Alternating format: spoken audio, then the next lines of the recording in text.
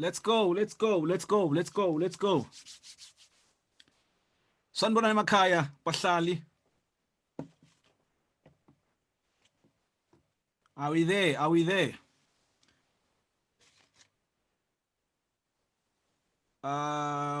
Guys, please signal if you can hear me at home. Josie, can you hear me? Lebo, can you hear me? Aaron, can you hear me? Is everyone hearing me? Yeah, I can hear you. Yes, sir, I can hear you. Bahlali emakhaya, please signal if you are there. Tag everyone you can tag. Tag nje wonke umuntu. Nalonga nayo i-internet akatagwe naye.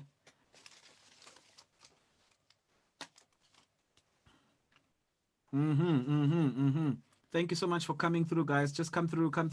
We see you. Gosana, we see you. Baraka, we saw you. We know that you're always here. Matsobane, thank you. We are here. We are seeing you guys. Thank you so much. I suspect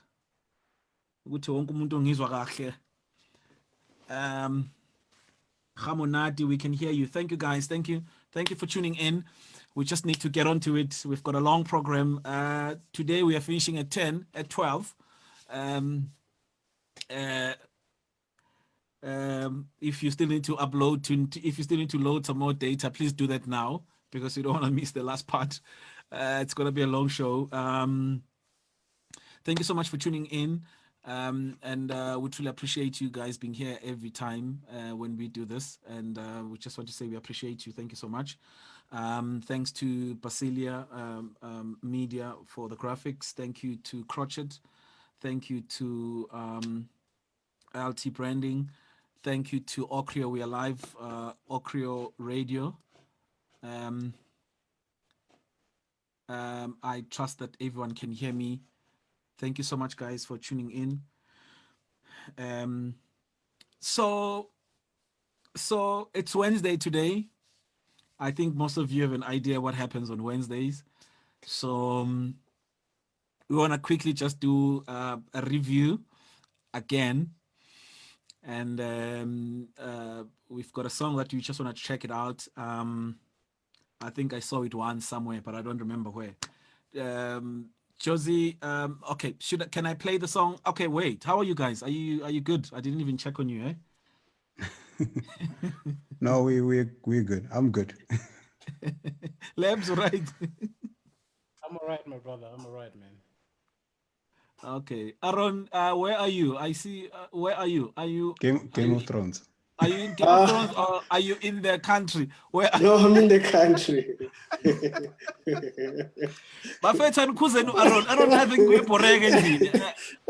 Guys, please, Kuzano Aaron. I don't know what's going on there. So check him out. Okay, so let's go. We're gonna start with a video quickly. Let's just browse through it and then review and tell us what you think. Nati will share what we have. There we go. Oh, sorry. Let me go back again. Okay, yes. Let me go back again. I didn't share the audio. There we go. There. All right. Let's check out this video.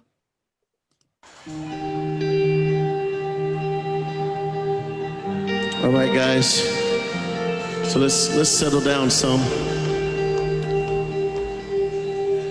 We need you to sing this song with us. Listen up. God of creation, there at the start, before the beginning of time.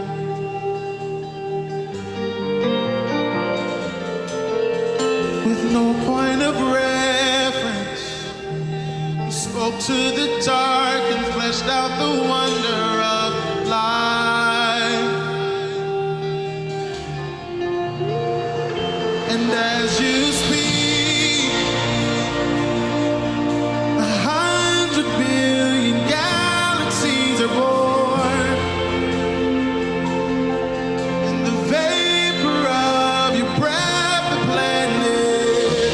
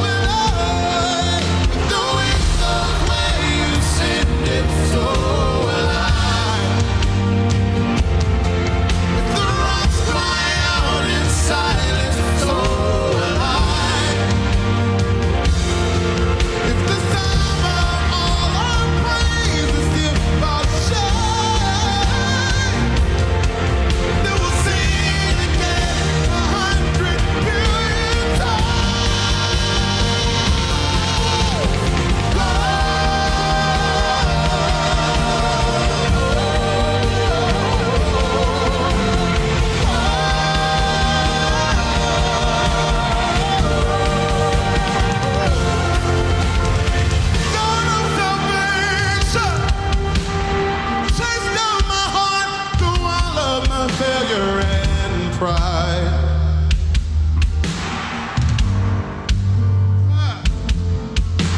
On a hill you created, the light of the world, abandoned in darkness to die. And as you speak, 100 billion. Woo! Where you lost your life, so thank you, Lord. If you left the grave behind you, so I can see your heart in everything you've done. Every prayer, every sign, and a work of art called love. If you gladly chose to surrender, so I can see your heart in million different ways. Every precious one, a child you died to save. You gave your life to love him so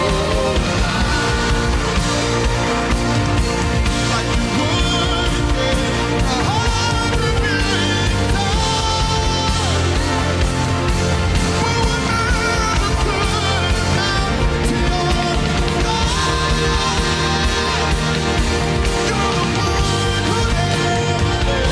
You're the one who never left one behind. Like you would again 100 billion times. Oh, what measure could melt there. You're the one who never leaves the one behind. Like you would again 100 billion times. But what measure could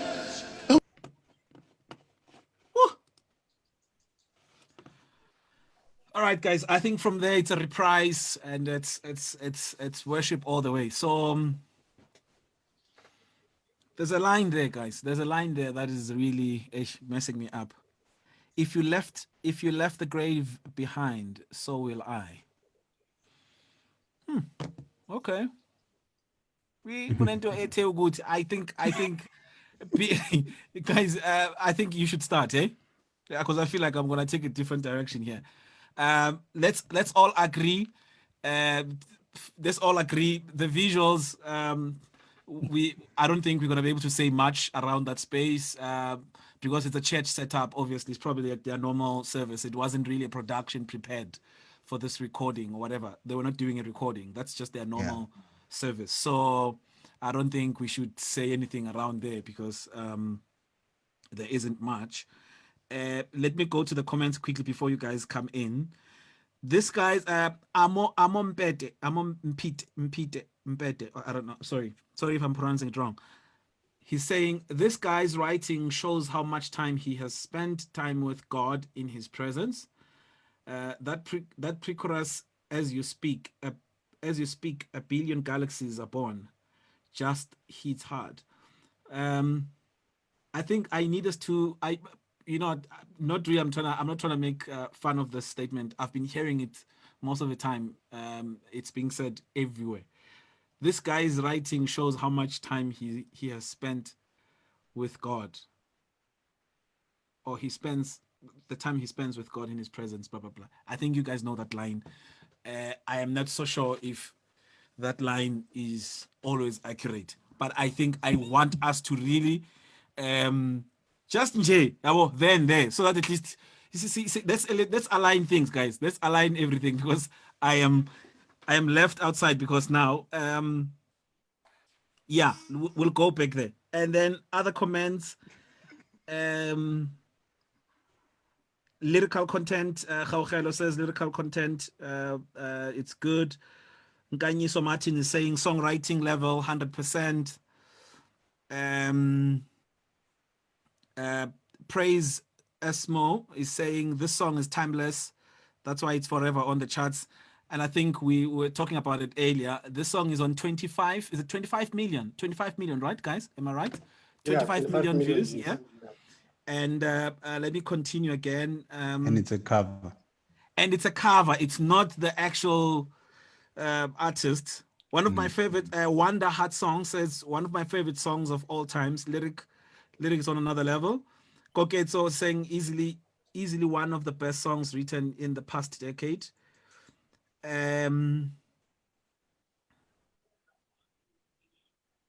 Okay, yeah. Nico saying Koshatsa Sekhoa. Obviously, they'll never sound like our hymns. Lidi chorus tsarina. Praise. Okay, let's go down again. A warm pad was needed somewhere there. Sandile Marumo. Prisco Mohlala saying yeah, okay. If the rocks can worship you in silence, so will I. Yeah, she's quoting from the lyrics. And then Tsepo Lechora says the leader has the song in his hand. He has the wheel. He has the whole control. He knows his range. He means every word. He is the song. Yeah, I think, yeah, his voice is pure beauty from Reference. Renelo is saying God's creation. Okay, she's posted lyrics. Okay, so we've heard general feeling, guys. Lebza, you want to start?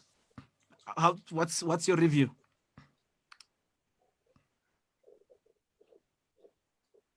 All right, all right.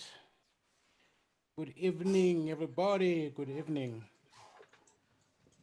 Yeah, look, I think at the moment I'm still fascinated by the lyrical content. And here's something that I've noticed. In this writing, there's a pattern. There's a pattern here.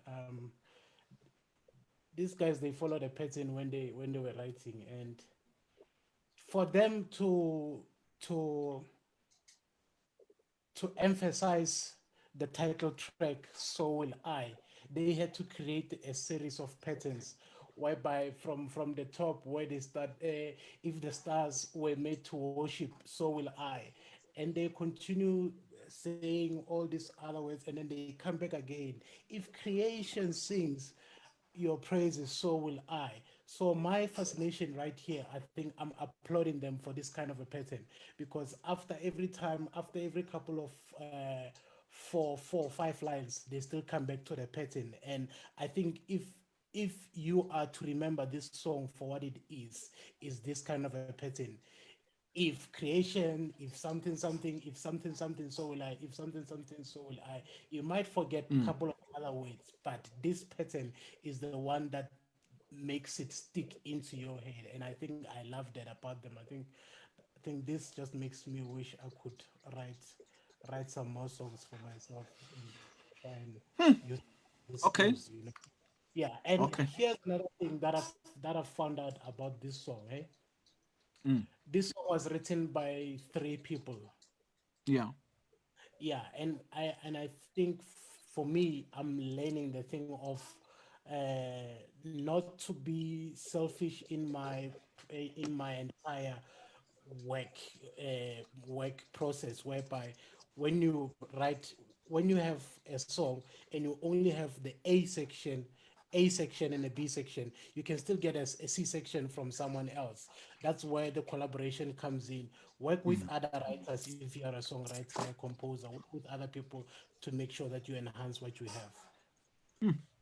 Okay. Yeah. Josie, what's your Yes, take? sir. Like you said, I mean, it looks like some kind of youth conference going on, so we can't say a lot about production from lights and stuff. But two things that stick out: the lead vocal and the song itself. Like Koketsu said, it's probably one of the best songs of this decade. It's a it's a it's a Hillsong song. Sounds Okay. like tautological. Yeah. And like Lebo said, it was written by 3 people. And I saw the song story, and they were talking about how they couldn't just stop getting the lyrics. Like they kept going. And this is the thing we were talking about, that I remember you were saying you love one-liners, and I'm like, I love songs with a lot of lyrics. I like how from the beginning to the end, they're saying a lot, but they don't lose the plot. It's like the strength and the weight of it doesn't fall apart because there's too many words going on. They somehow find a way to give you a lot of words but keep you captivated, which I thought was amazing, because it's a long song, but somehow they find a way to keep it going.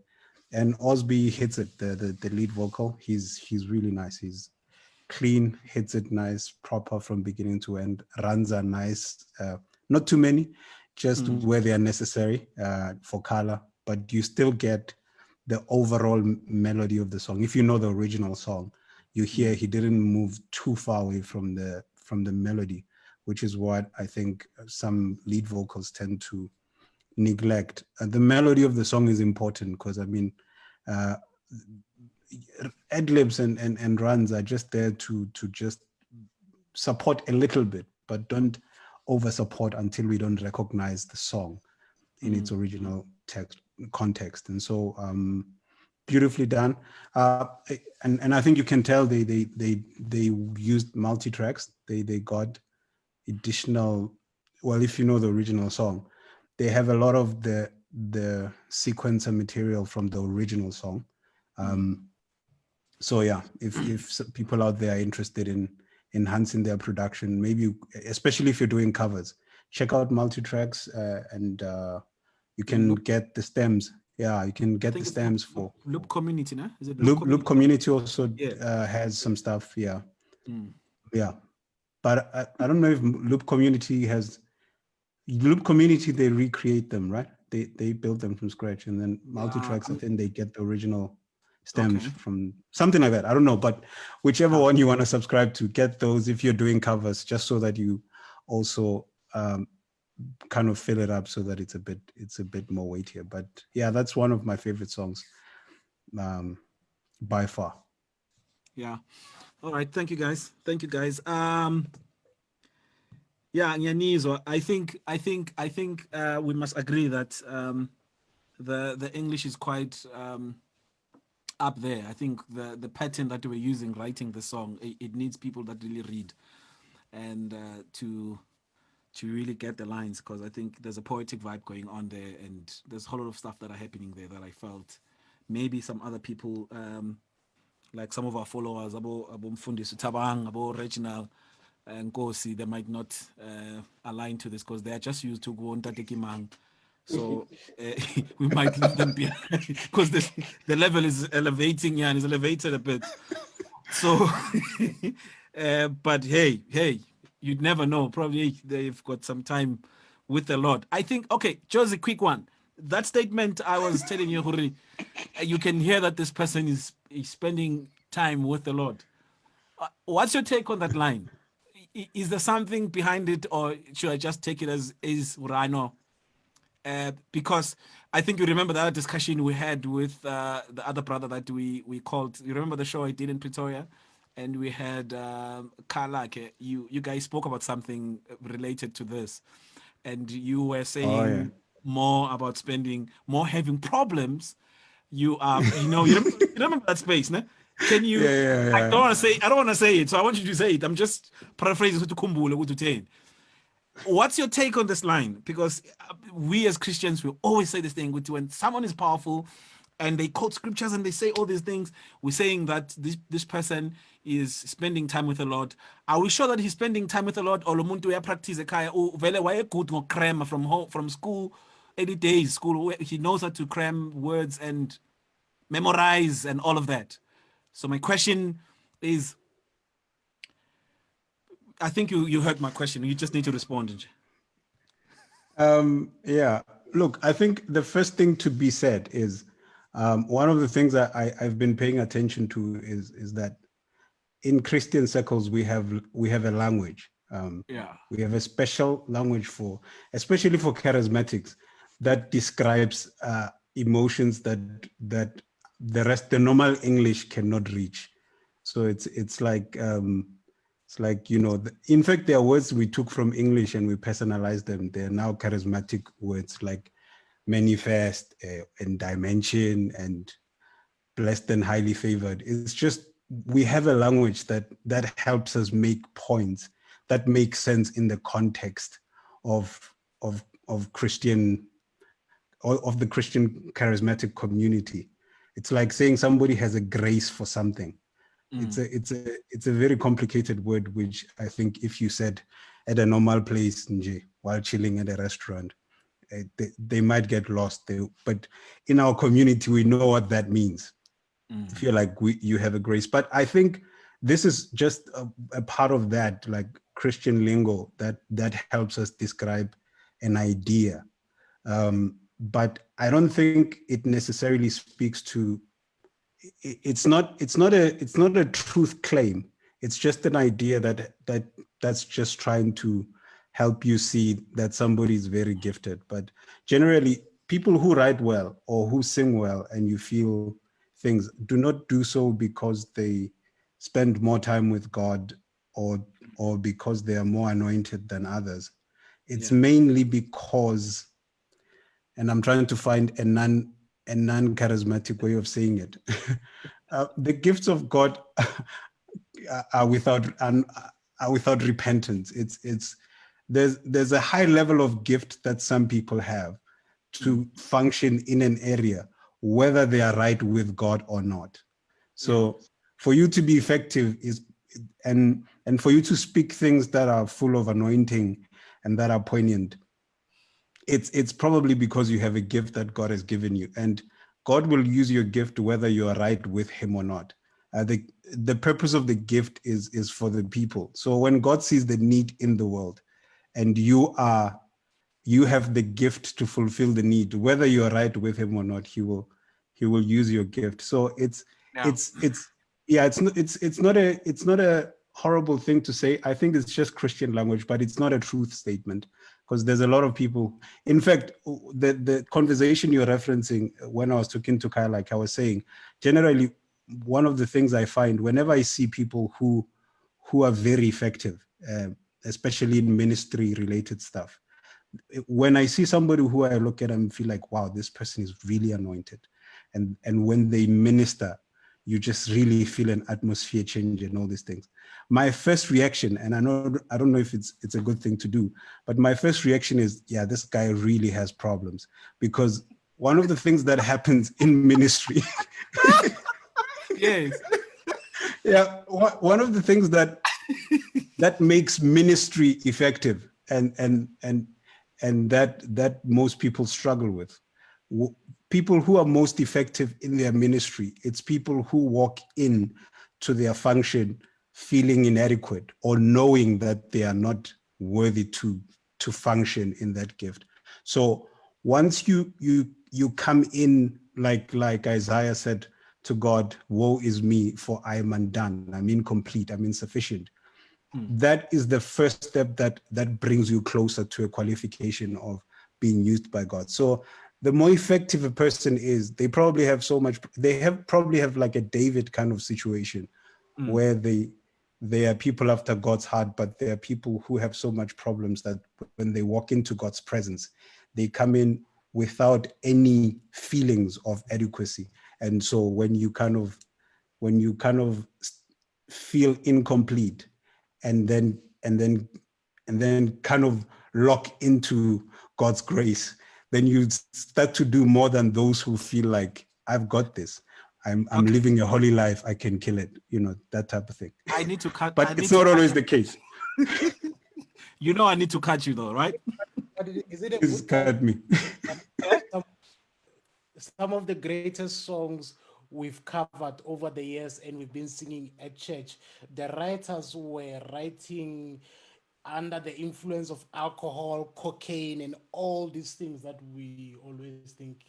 Yeah, and well, look, I think today it's time that we should find out those things as well, because we've got big songs here in SA, and let's find out from this guy and hear, and I would see where is he getting his inspiration, and Ladies and gentlemen, please welcome Dr. Tumi Shang Makwea. Full names.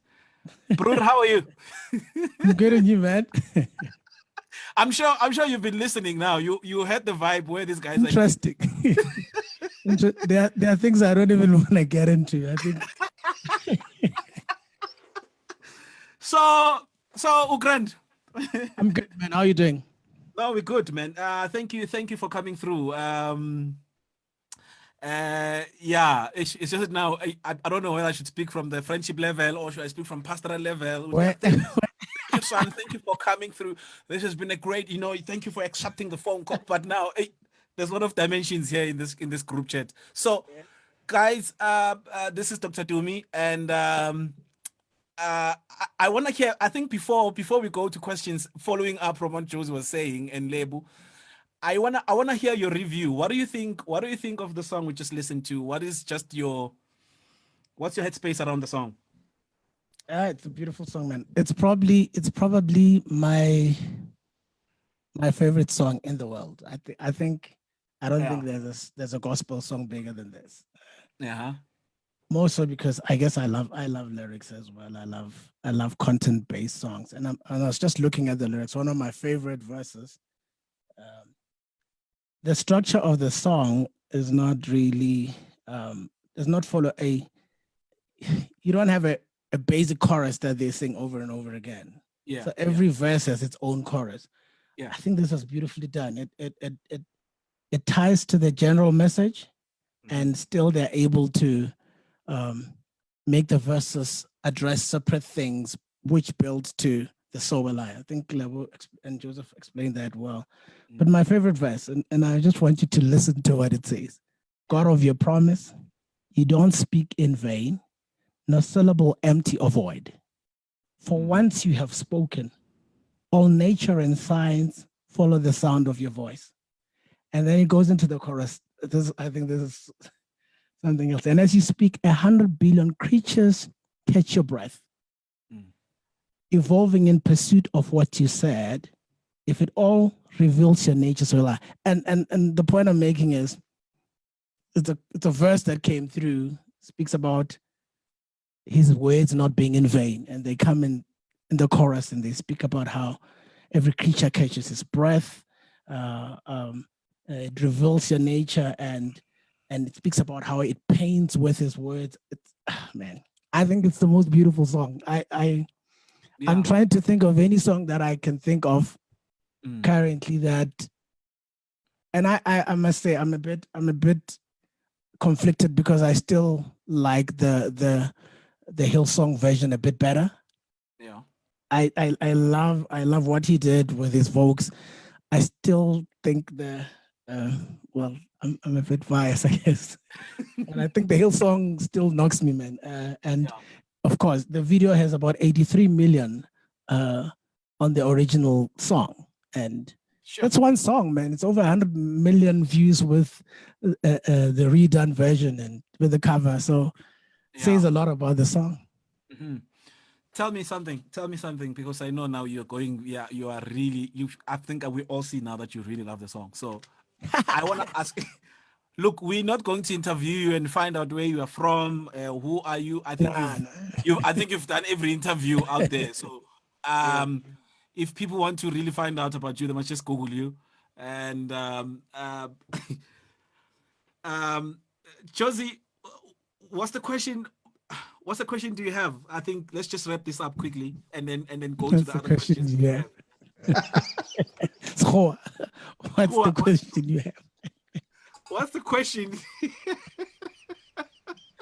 Another question is wrong. Am I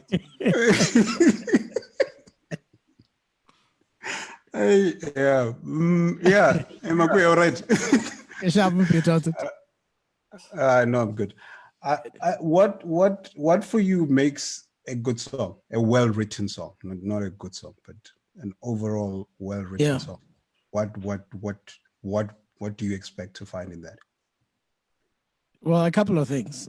One, I think it must be scriptural. If you're going to write a gospel song, at least make sure that it's scriptural and you're not saying something that does not make sense.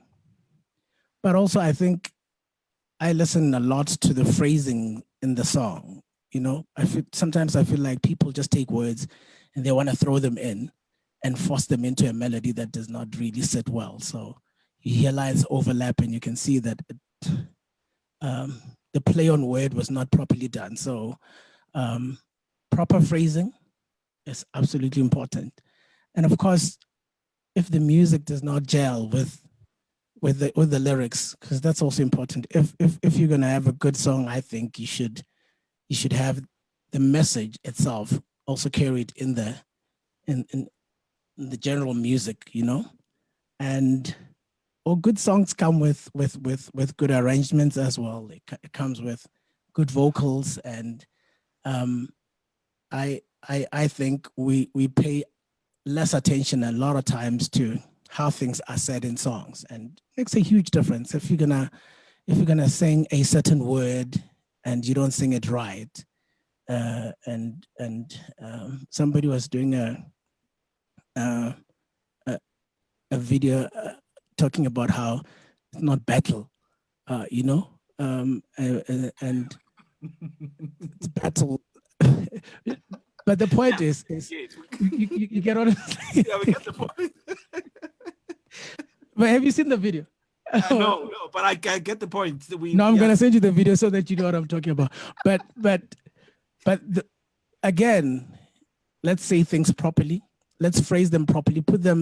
Make sure that it's not forced. If it doesn't fit into the line, take it out. Find something else. There's a lot of words that say the same thing, and others fit better into a section than others. So I think it's important to make sure that you phrase things properly, you sing things properly, you pronounce them properly, so that the all-round experience for somebody that's listening is not like, oh, okay, why did you say it like that? Or why did you, you know?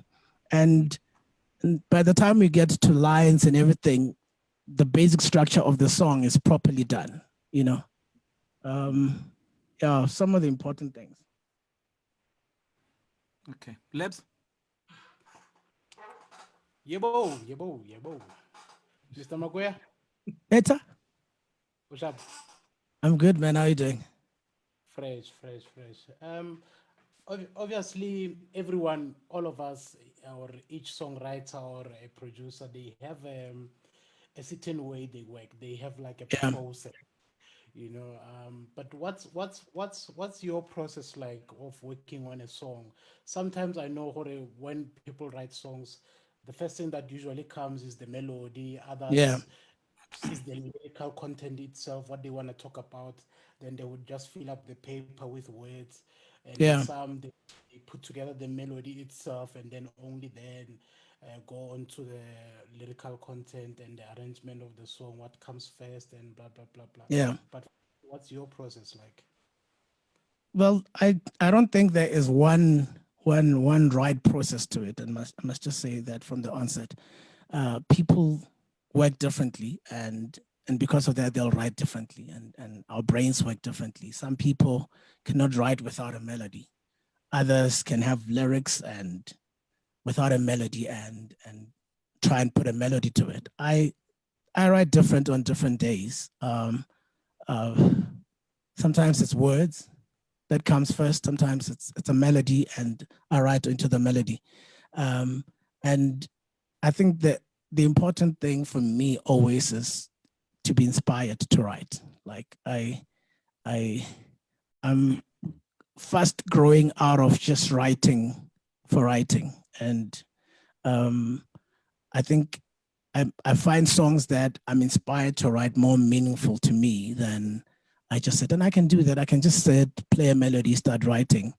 But a lot of times something triggers. It could be listening to the word. It could be just driving, looking at an experience of life, and it could be a melody that plays in my head. But again, my process is inspiration. That's my starting point. Be inspired, and I think when you write a lot, you can trigger that inspiration. It's an odd thing to say, but yeah, you can actually trigger inspiration on demand. Does that make sense? Like Yeah.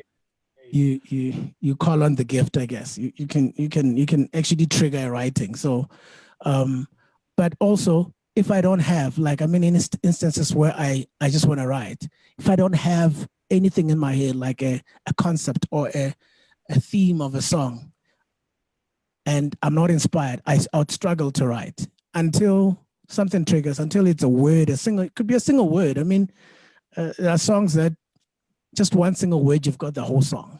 And so, but again, like I said, it's about inspiration. Be inspired to draw out, and then you can write.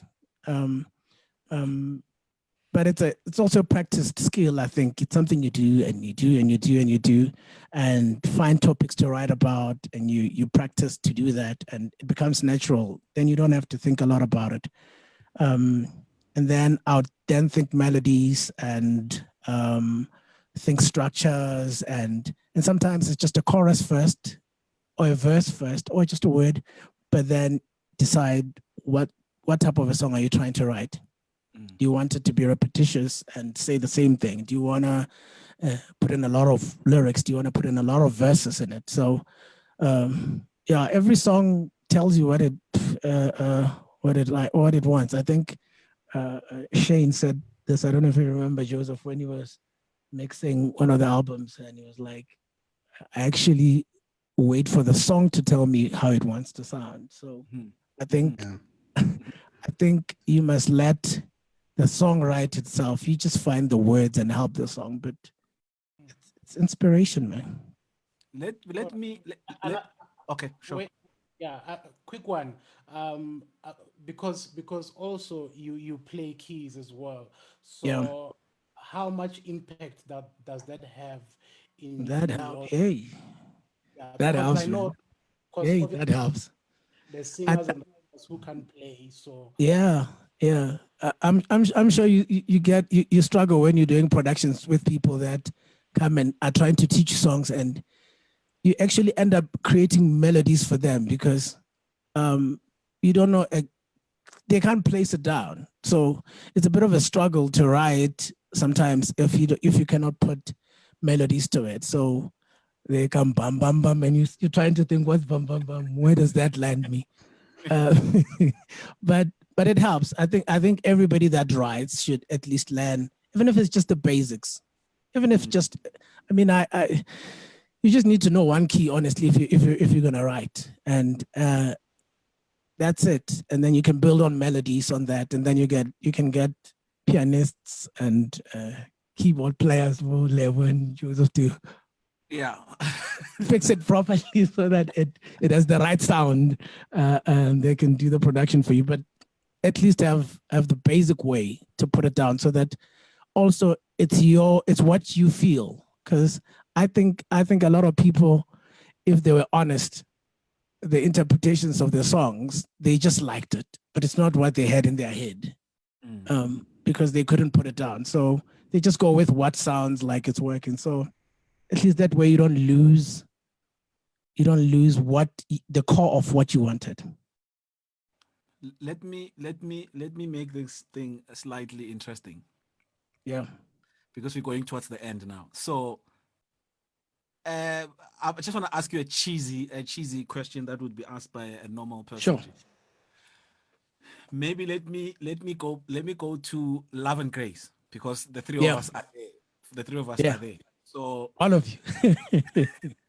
So in that album, which song do you think wasn't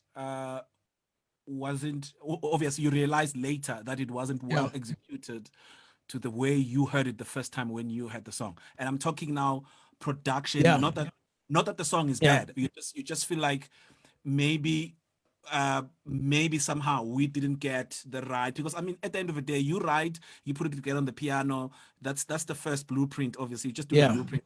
Later on, the song grows. We put pads, we put strings, we put all of that. Then the song starts shifting direction. Which song do you think from the Love and Grace album didn't? I wouldn't say interpretation. We didn't interpret it right, but the final product didn't sound the direction that you wanted. production and lyrics as well. Maybe you ended up tweaking things later on as we went during the rehearsals. I mean, we did like how many months rehearsals? I'm actually looking at the list now because I'm trying to. We did like 3 months rehearsals for that project. Yeah, right? Am I right, guys? yeah. It was a I'm lot of saying work. as we were going, there was a whole lot of things that were changing along the way and all of that. I'm saying in terms of color now, production wise, because at the end of the day, these two needs to work together now, your lyrics and the music. Which song do you think didn't take the right direction to the way you wanted? Okay, I'm looking at the list. I'm analyzing as I talk. Because I don't want to ask you which song you don't like. Yeah, well, I think that's a crazy question, really. Yeah, I want to know which one you think maybe we could have, maybe from your side as well, from the writing part, maybe could have changed certain words, or we could have interpreted it differently to make a certain point that you wanted to make. You know, probably I don't want to. You see, it's difficult because it's an album that. Working on it was probably a great pleasure. So I'm struggling. I'm struggling to find a song that I had. I think also sitting and going through things over and over again and you grow into a sound, right? It becomes a part of the definite. That's what I was saying about how if it's somebody who does not know what the core melody is and all these things are put in together, it could change in form to the point where you don't recognize it yourself, but you're just happy with how it sounds. So I think part of a great production and execution is to have the song feel like it's exactly how you wanted it, right? Even when it's different minds coming together, where it's still the central theme of the song does not change because people probably are just gifted or they got really what the song is about and they caught the spirit of the song and then they interpreted it well. So I'm struggling to pick a song. I think in that entire album, there's one song I redid, which is, well, two songs, and I redid them for different reasons. Which is Be Free and Nothing Without You. I wanted to do a chilled version, which I did with a saxophone with Kek Whalem, and then I did Be Free with Donna Lawrence, because Be Free was never for me a led by lines song. When I wrote it, I always pictured somebody speaking over it, right? And yeah, I've always thought, even when we did it the initial time before we even recorded it, we did it at Bethesda. I don't know if you remember. Quentin was speaking over it. Do you remember?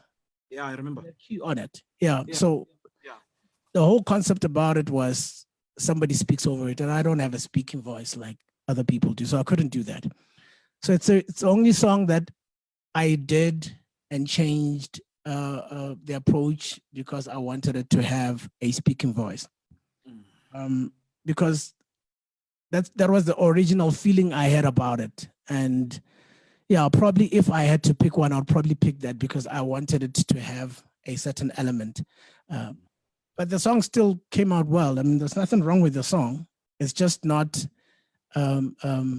elements of the production in itself, more on the vocals side, was not exactly what I wanted. So maybe that. Closing questions, guys. Short ones. Lebs, Lebs, do you have any question?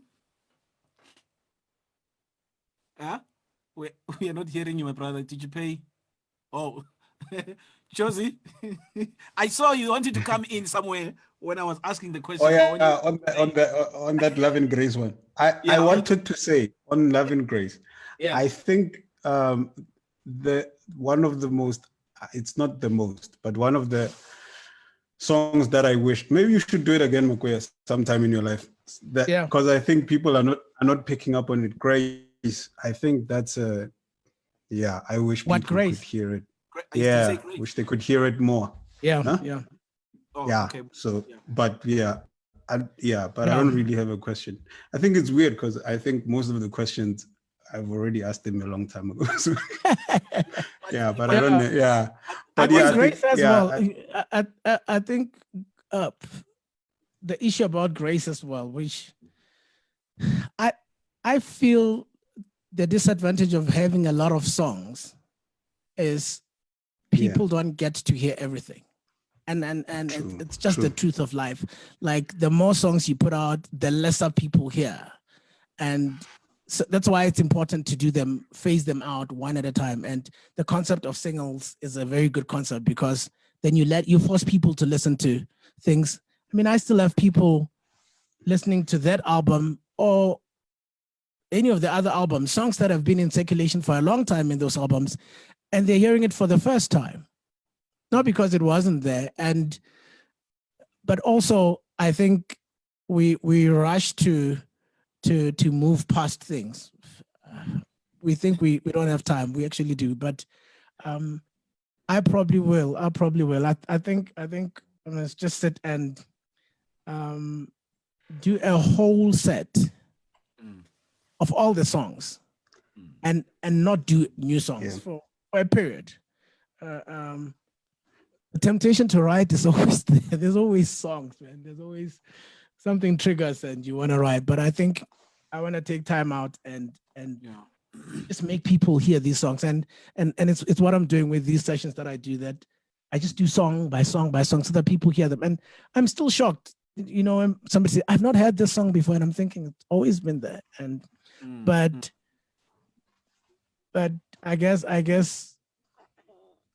in all fairness, it means that all the work that was put in really outlasted the time itself, such that people can still experience the songs now and feel like, oh, I love it. So big ups, man. And I think people don't really know much about that that project. About a lot of them. About a lot of them, about Vineyard. Yeah.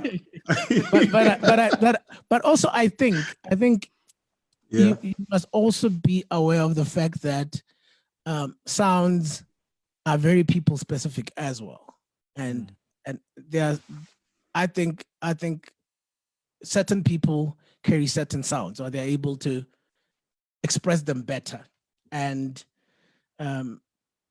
figuring out which song needs who is it's a mess in life.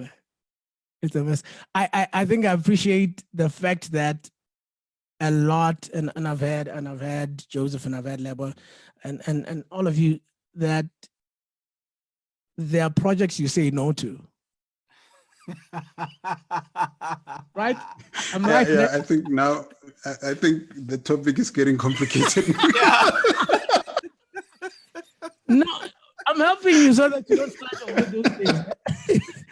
There are projects they don't connect to your gifting. Yes. Not that there's anything wrong with them. You follow, ne? Yeah, no, we've been talking about that. We've been talking about that. Yeah. No, I'm done. If it's something you spoke about. And again, I think thank you just for mentioning it. It's not like as Funabantu, I don't want people to think that we are choosing. I'm saying it so that also people don't think you're pompous. Yeah. Or you're too high and mighty, so you don't want to work with them. I think everybody can find, if you find a producer that really understands your sound, you're going to have an amazing project. Doesn't matter the level of the production in terms of financially. It's not always about how much you pay, and that's just the truth that people don't want to hear or say. But anyway,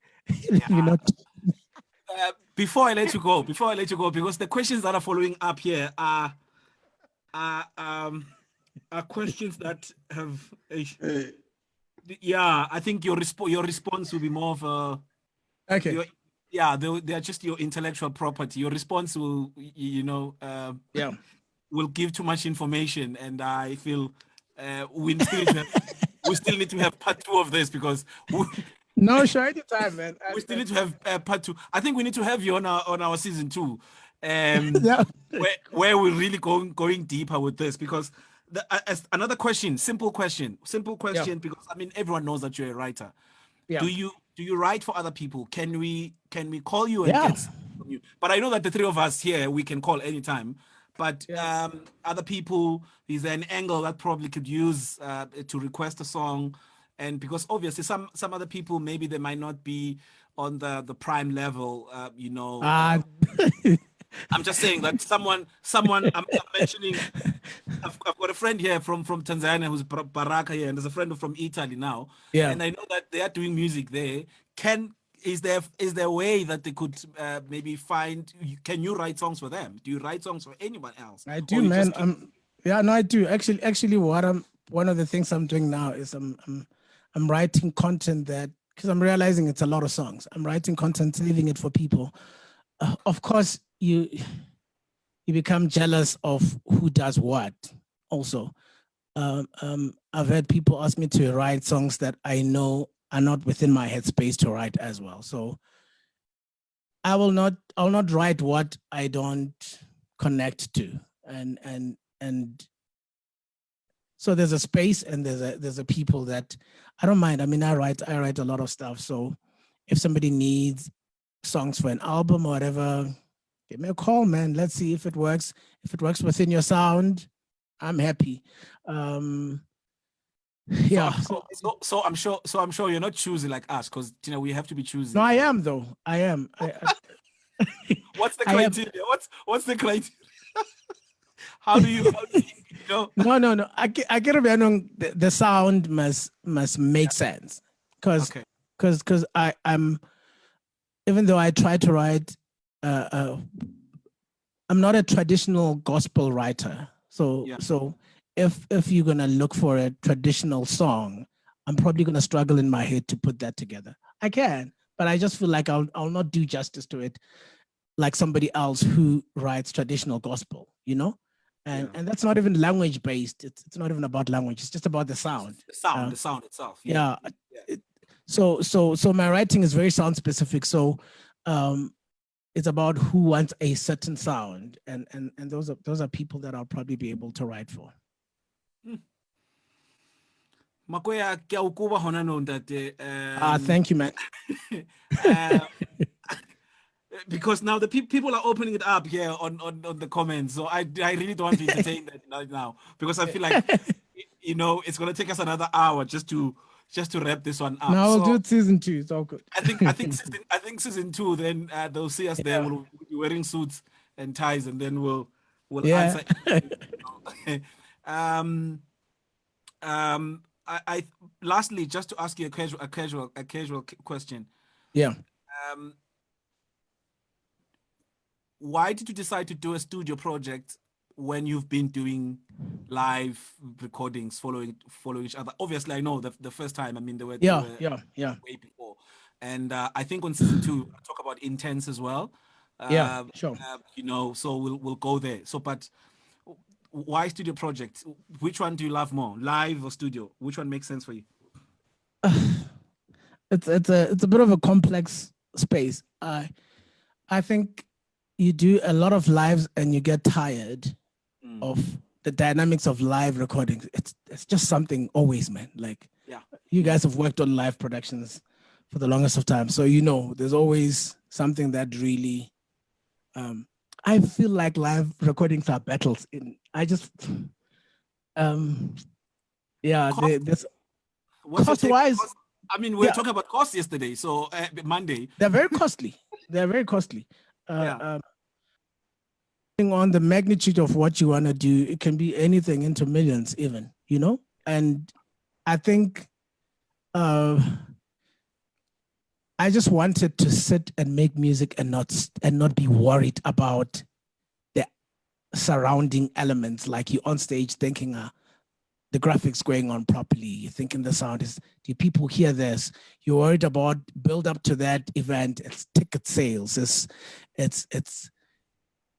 it just piles and piles and piles, and everything just becomes, I think you end up focusing on all the other elements more than even your singing, and the studio project would allow one at that point to just sit, relax, do it. I don't like it today. Let's scrap it up. Let's try another concept and move on. And I don't know.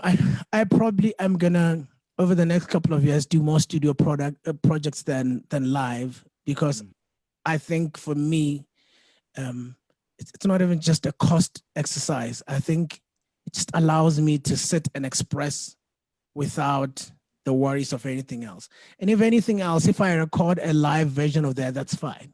But I probably want to focus more on studio projects than live recordings, because I think they can be, even post-production, there's always stuff to fix, man. Like, I don't know how many times you go and you have to fix something post-production, no matter how well it's captured, no matter how well everybody played and did their part, there's always something. There was always a chord that was not working. There's like, and I think studio projects with a live concept to them probably make sense, because it's very controlled setups, and I think I want to do more of that.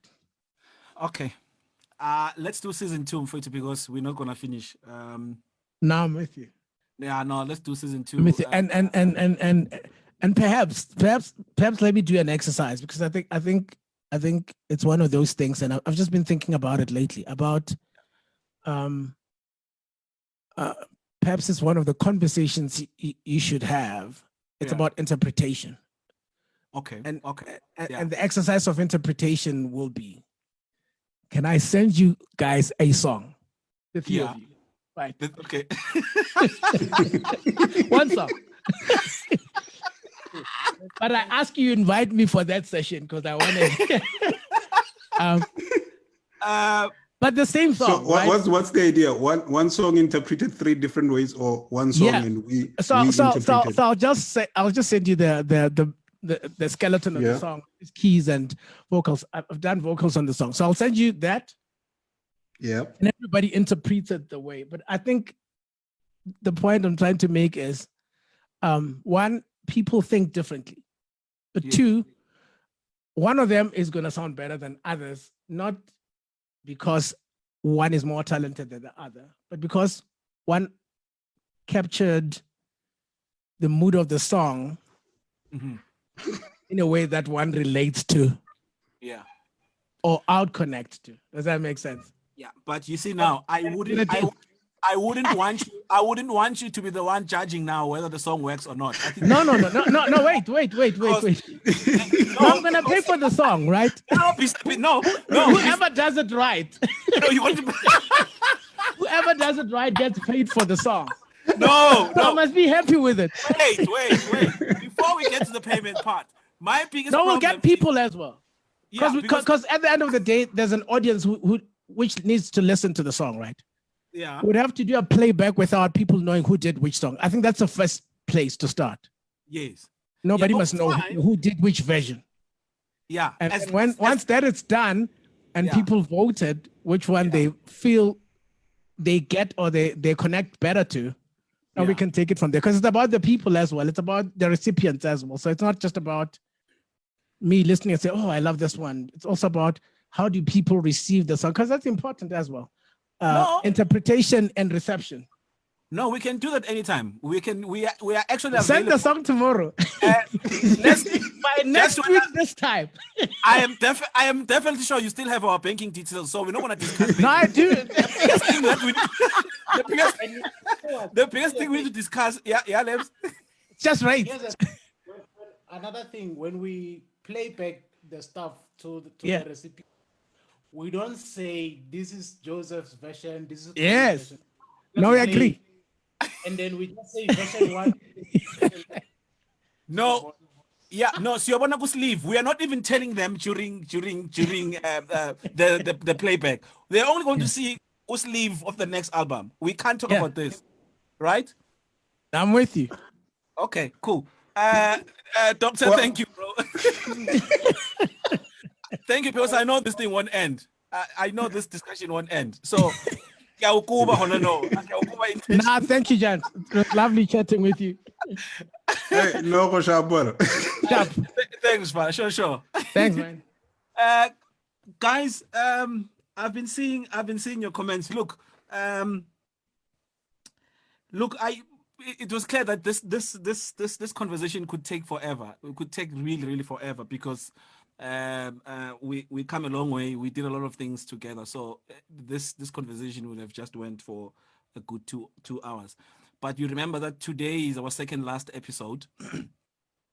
The finale is Friday, and we've already started prepping for season 2.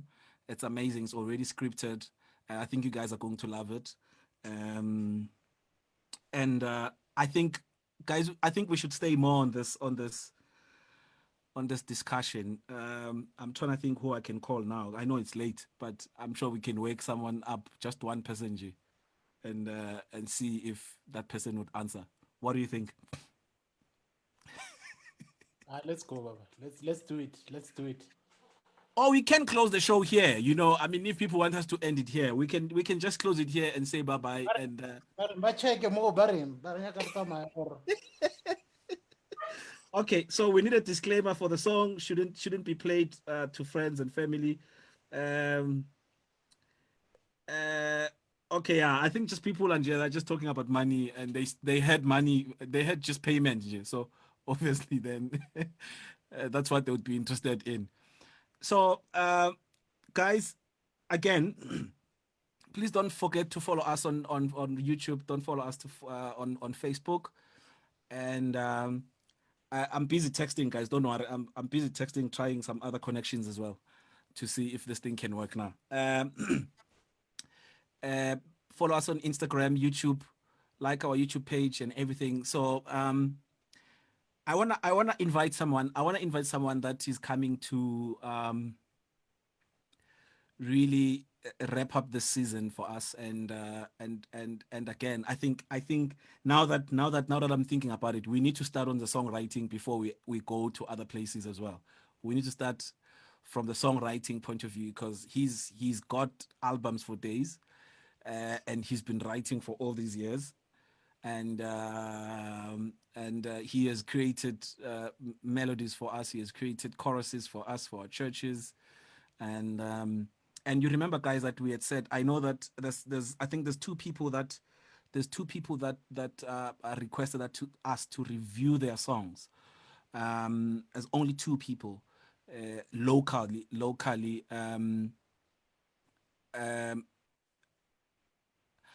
I still feel maybe we can find a way. What's your take there? Should we squeeze them in on Friday early and just to go through them, or you want us to push them for season 2? Guys, what's your take? We'll sleep on it. Okay. Yeah. Okay, because I really want us to honor that, because they've requested, and I really want us to just help wherever we can. And you remember, we were always worried about reviewing local music, because we were going to have an issue.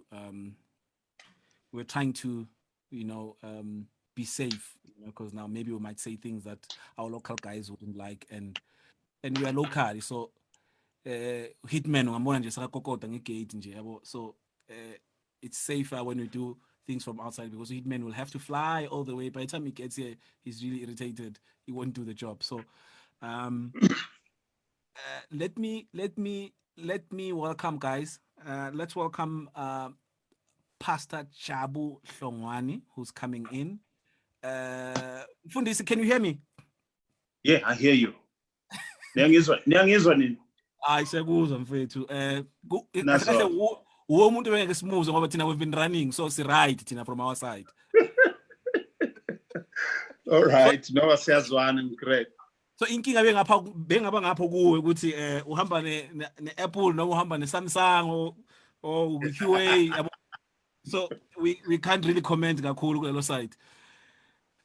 You were coming for a different subject here. So, yeah. But now you just landed right when you ended a session with Dr. Tumi on songwriting. And now I am thinking you've been writing for years. I think you probably started writing before I was born. You've been writing. You've been writing throughout all these years. So, what's your take generally now with where we are in terms of songwriting now, specifically? You've been here way before coming in and introducing now this younger generation sound, which obviously your choir as well has been doing the contemporary sound. You've been seeing a lot of songs coming in, rejecting some of them, but generally, where are you and what's your take now with where the songwriting has gone to towards the direction that we're going? I wouldn't say are we losing it or are we on the right track, but Tinja, what's your take generally? Yeah, a very interesting discussion, and and welcome. and Welcome to the producers talk.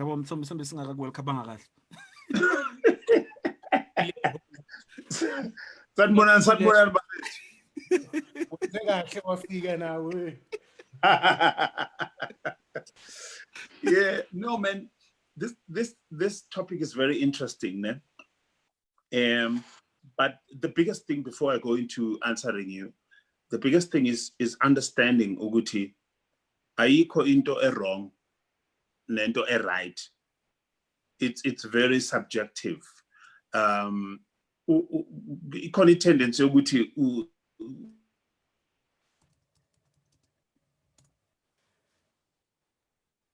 you guys were mentioning the culo engene ngalo.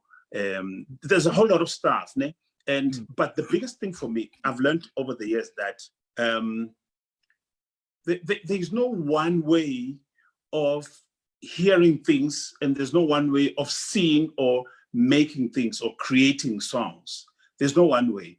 And if you don't like the song, sometimes you find a song and you think the song it's not up to standard or whatever, and you find that that song works in certain parts of the country, of the world, or of whatever, and they consider that song as huge, you know. So I've learned that.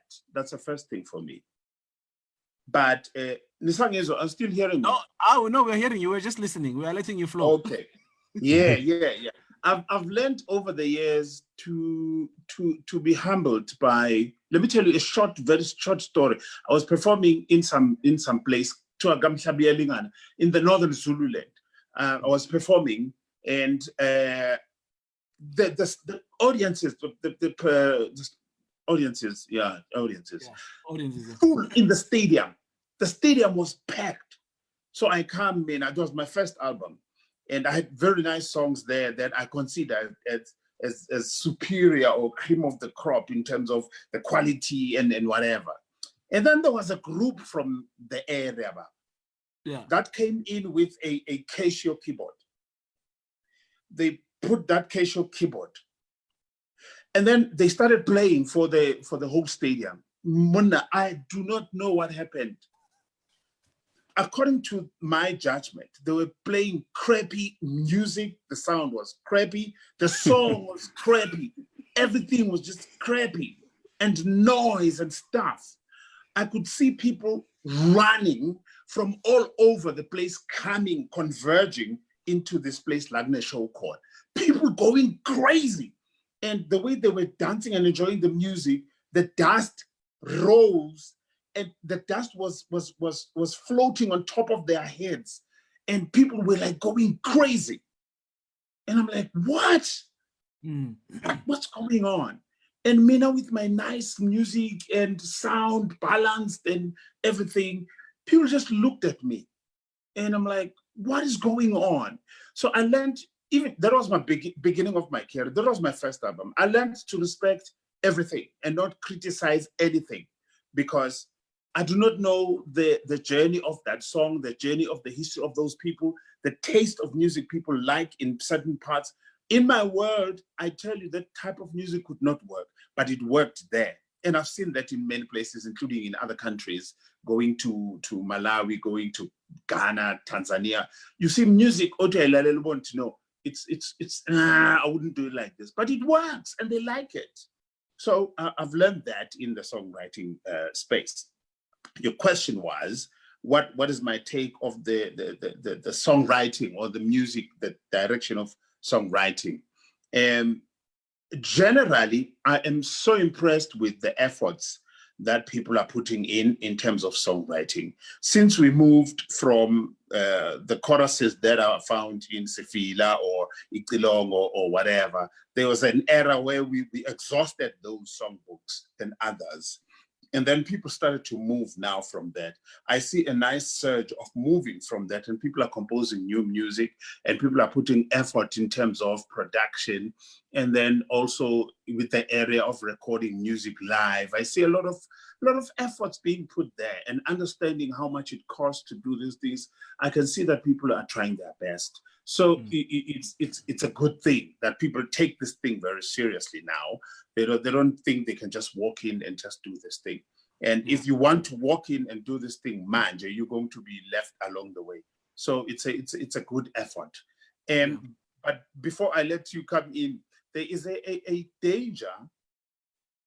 I don't know if it's a danger of being attracted by a certain type of songwriting and composition and production that is predominantly American, and measuring others with the standard and the direction and the style of the Americans, and totally discarding any other thing. To say, if it's not this standard, this type of writing, this type of production, it is below standard and stuff. There's a danger in certain spaces in the music industry of doing that. And in the process, we might lose the identity of who we really are as a people, because a songwriter and songwriting represent a people, represent your history or the history of a particular people.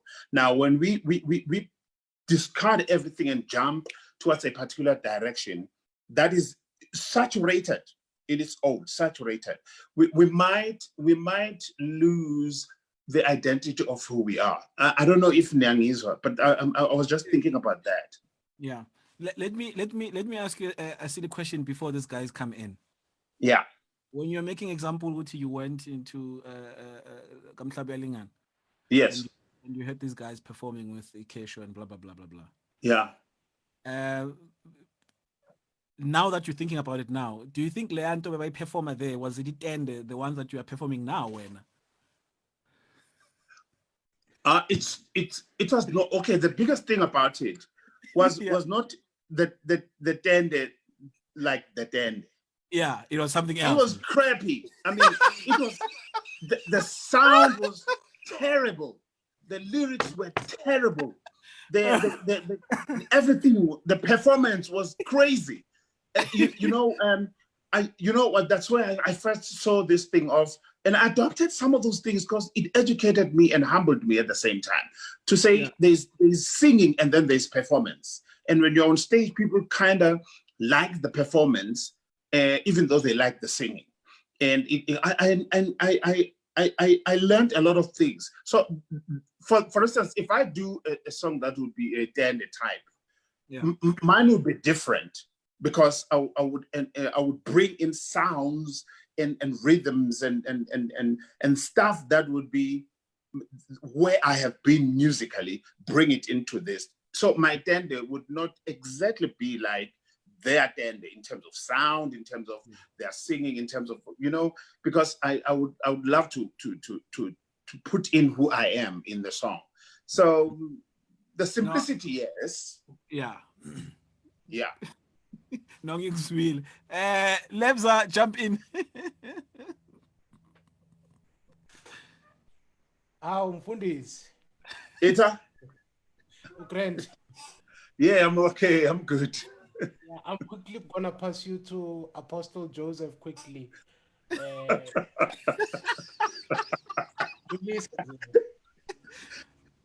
One release agenda. Pastor Hlongwane. Yes, sir. How are you? I'm trying my best, sir. How are you doing? I'm good, man. I'm good. I'm glad. I'm glad. Great pleasure and honor to have you here. Thank you, Bob. Thank you, man. Yeah. I've been following your work for the longest time. In fact, there was a time where I was thinking of doing a show with just your set list, because you have some of the most significant songs that have been written, I think, in the history of gospel music. Yeah, from the Yellow Suit album.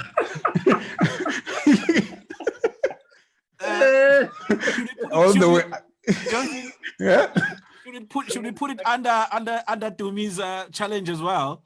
That we do his. Let him pay as well. Oh, okay. Yeah. The Yellow Jacket. Yeah, from that era, I think. Yeah. And I think that is actually one of the albums that I still have a reference of when I think about production, because it really was ahead of the time. It had multi-tones, different genres, and all that. So I'm saying a lot to make a very small point. I think what I'm trying to come to is one of the things that is significant about your approach to songs, from writing to rearrangement. Rearrangement, by the way, amazing. I never get used to how you would take a song I know and just give it a melody. Yeah. And it's like,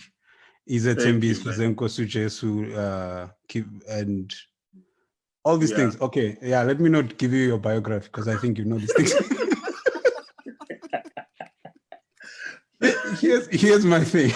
One of the things that I struggle with whenever I listen to how South African songwriters write, not all of them, because lately we have phenomenal writers, but over the years, one of the struggles I was finding was that it seemed like they were more concerned about melody, or in a way, but not concerned about what they are saying.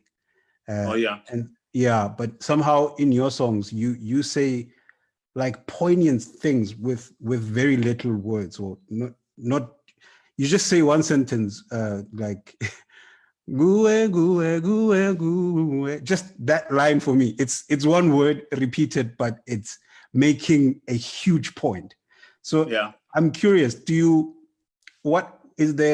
you think about, I have to say something important, or do you first have something important to say and think about, I need to put it in a song? What happens? Or is it just incidental? Yeah, very good question. Mina, I define myself as, I don't know, as an accidental musician. Because I did not want to be a musician. My focus was in academics. I wanted to. Music disturbed me, actually, because at this time I was supposed to be a professor somewhere in internationally. My goal was going that direction. Music disturbed me. But that's point number one. Point number two is, I never studied music, not one day. And a lot of people get shocked. Everything I know about music is what I have observed and listened to and tried to use it in order to create.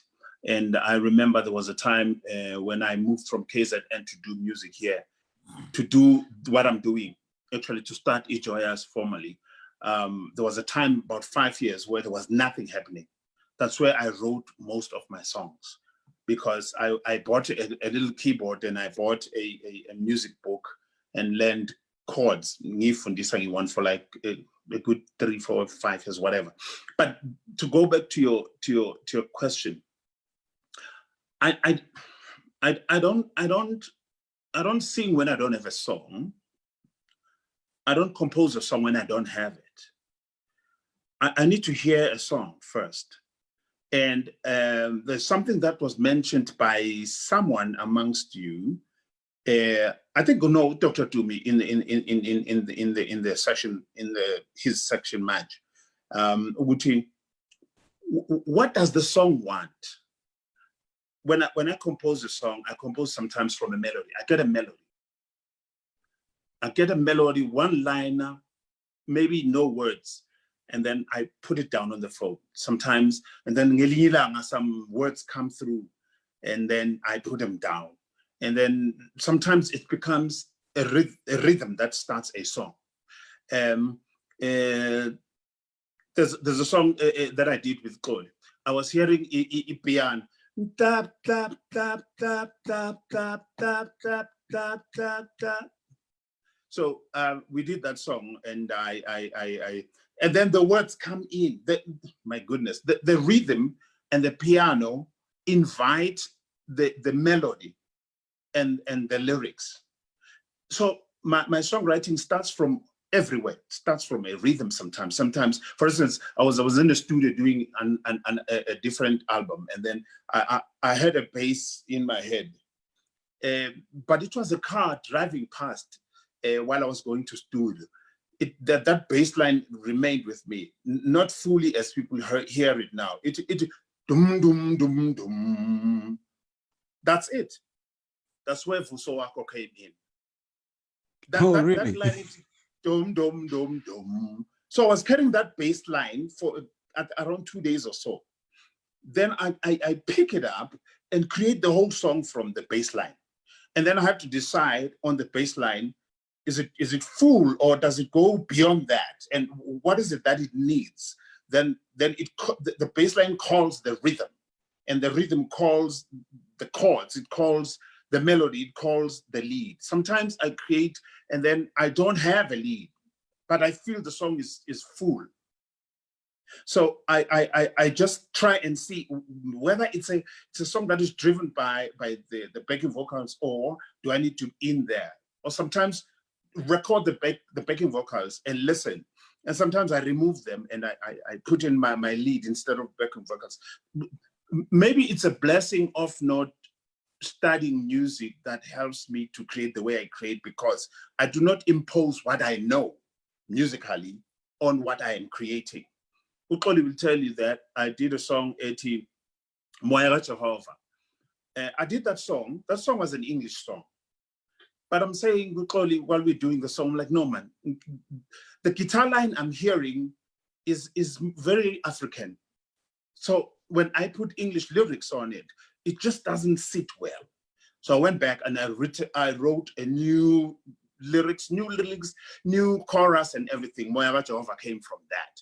So I depend, maybe because I do not have knowledge, let's call it, I depend on the song to first come to me, and then I give the song what the song calls, and then sometimes I play, and there's a song we're doing, Xoli, and I'm like,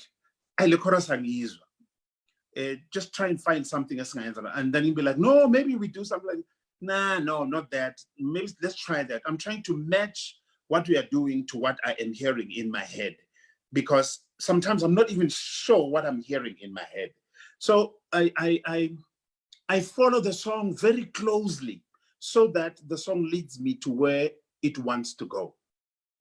That's how I write. And then last part on this, the rearrangements,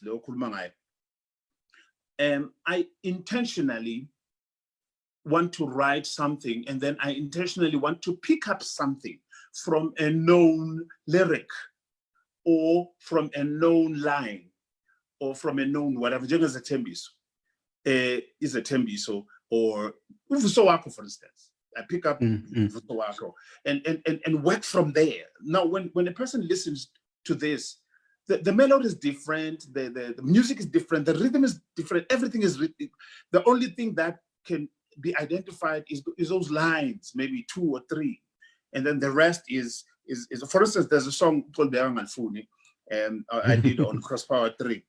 He didn't like the song. It says, whoa. Please reveal, man of God. Yeah, you were back the question, are the songs that's phone in my project? So no, reveal it, man of God. No, you You see the problem sometimes with you guys who play instruments, ne? You are restless, you know. So the song iti uJesu no ubele nam. The whole verse says that only. And then the chorus says, same words. You have no idea how much I struggled to put more words in that. But the song says, no, leave this here like this. And then I have to listen to the song. I was able to escape it when I did second verse. Therefore, it was important to do a key change, to say, no, we are coming out of this mood now into another space, but we are not abandoning the song. That is why it was Susa Zonke Zono Zami. But we bring back the song as it progresses. But the song, if you say Uno Bubele Nam, that's it. That's what the song wanted. So I write by listening closely to what the song wants. Yeah. Does it make sense? It makes a lot of sense. Okay. Yeah, makes a lot of sense. Josie, follow up again. No, yeah, I actually wanted to see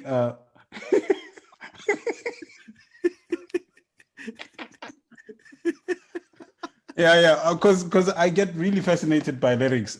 So that's why I think I'm very curious about the lyrics part of it. How's your relationship with words? Do you get fascinated by words? Do you tend to have random sentences in your head that when a melody comes in align with that? Because like I'm saying, for me, one of the most I think in my nature, because I really love words. The first thing I hear when I hear a song is more the words than the music. Yeah. And so that's what's been fascinating me about your songs. It's the message in them more than anything, and an ability to make a point with simplicity. So is it because you are generally fascinated by words? Do you think about words a lot, or is it the same process even with your words? Do the words just happen, or do you? It depends. I am a words person. I love words. I studied English and I was doing poetry, and I write poetry. Actually, I write. I'm a writer. That's awesome. I read. I write. Words for me are very important now. But I learned along the way that sometimes in my space, I learned, Uguti, sometimes we walk past words in our rush to other words and not get from the words that we pass the power. So if I write many words, it's fine. It's like a painted picture with many colors, and it speaks many things.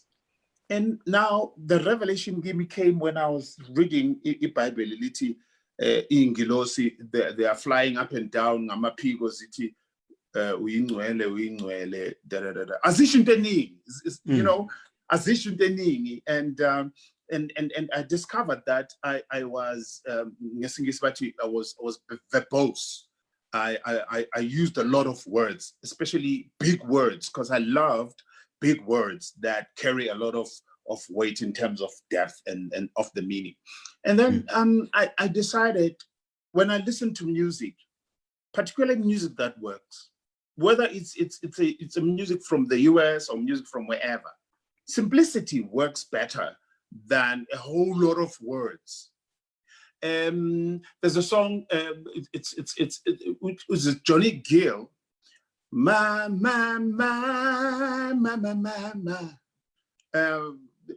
In my umbrella,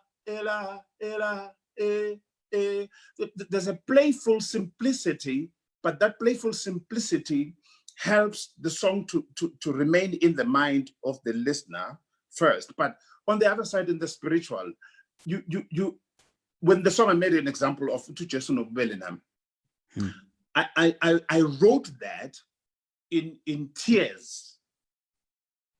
And what I was seeing is how he has been so merciful.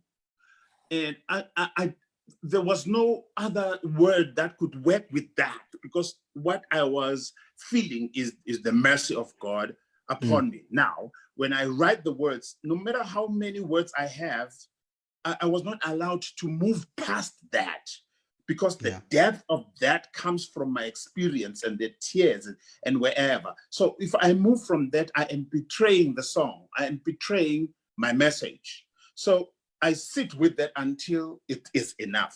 So in other words, words for me fascinate me, but the life in the word fascinates me more than a lot of words. I want to use a lot of words when there is a need, and then simplicity for me worked in terms of getting the juice and the deeper meaning of each and every word that I use. I don't dispense of words. Nomi kanjani. I cherish a word, and I want to sit in the word and choose from it, and before I move from the word. But it depends on songs, man. It depends. Sometimes another song does not need that. Sometimes another song does not have that deep thing. It's a song that is happy and you reign, Jehovah, you reign. What was sitting there was you reign. I could have repeated that for a long time, but I had to create twists and turns, but that are not far from you reign, you know, and then go to the chorus or the bridge and stuff. So it depends on the song as to how I'm going to use the words, but I don't want to impose. But other people are gifted to throw in many words that paint a color, like that song, for instance, you played when you started. The words are not wasted. You know, there's a marriage between the words and the melody and the rhythm and everything. And there are many words, but the words belong there. The song demanded those words. And I like it because it's written by more than one person. It means they were in one accord, because it flows very nicely. And the gifting has a way of saying, even if it's many words, but those words work, they belong here. They were supposed to be there. No, I think it makes a lot of sense, that because I could hear, I think whenever I hear a song, I hear there's an intentionality in the words, and it always fascinates me. And I get it. Thanks, man. Okay.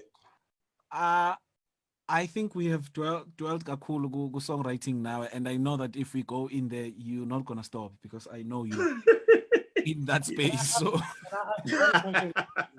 okay, Lebo has a question now. So yes. Right. My curiosity, especially for you as a songwriter, I'm asking this mainly also for our viewers as well, to say, you listen to different types of music. I think because I know you personally, and I know that the type of music you listen to varies a lot, to a point where I even got shocked that you introduced me to some of the deepest stuff, you know.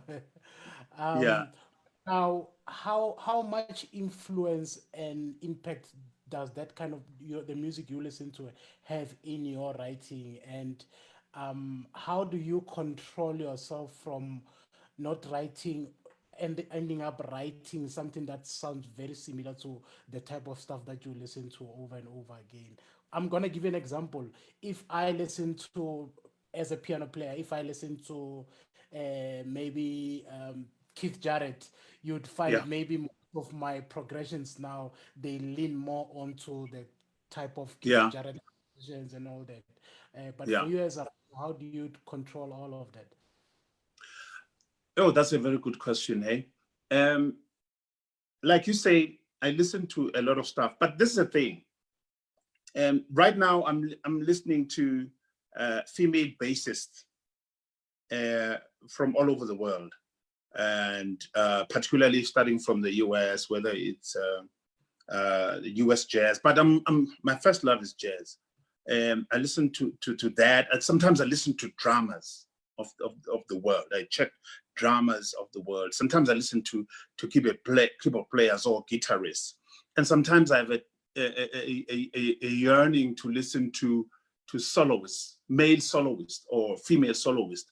I listen like that. I don't listen if a song plays. For instance, when the song plays, I'm able to go and listen to strings. Totally, I'm loving the strings. I love how the strings are laid out. I'm loving maybe the bass line. Maybe I'm loving the drumming, you know.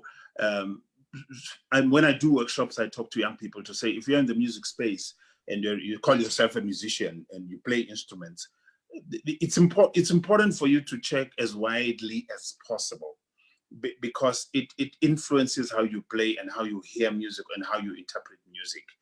I don't, when you it's Kid Jarrett, when you listen to Kid Jarrett more or most of the time, Kid Jarrett will come out when you play or you compose. I do not have any musician that I listen to most of the time. I don't have that. I listen widely. One of the boys that I follow about Mali music, but I listen to Trilo Kurtu, some Indian percussionist at the same time, or Nigerian Brimo. So if you listen, they are so varied in the way the music is done. Now, unintentionally, when I compose, I don't even remember that this I'm feeling comes from this direction, or the way I want to attack this is from that direction. No, I automatically work in what I'm hearing at that particular time of creating, and then it comes out. Yes, Pumela, it comes out, and then it becomes what people see and what people hear. The biggest thing that is I don't know if it's a blessing or not. My music does not sound the same. You cannot say I write this type of music or that type of music. My music is influenced by so many things. Sometimes it's the rhythm, sometimes it's a saxophone, sometimes it's a whatever. So those influences do not dominate my creativity.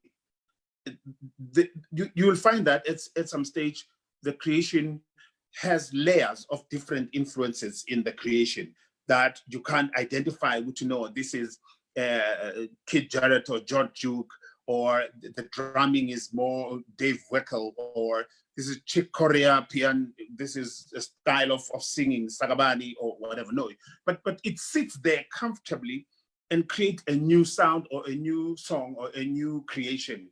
But the influences come from all these. I don't intentionally use what I've listened to. No, I don't do that. Mfundisi, ngiyayivala le nto songwriting. Yes, sir. Ngiyayivala into songwriting quickly because ngifuna ukukuvala na uhambe. Ngifuna ukuvala. I want us to jump into other short questions that you can answer them shortly and spoon in and out. Yeah. We've been sharing about production as a whole throughout from episode 1. Yeah. And I mean, even yesterday we attempted to do a budget and we were failing. Dr. Tumi now, yeah. I know he was just talking randomly and he made examples, and his examples around your million rands and so forth. So yeah, already we were attempting to do a budget around 300K and we were not winning.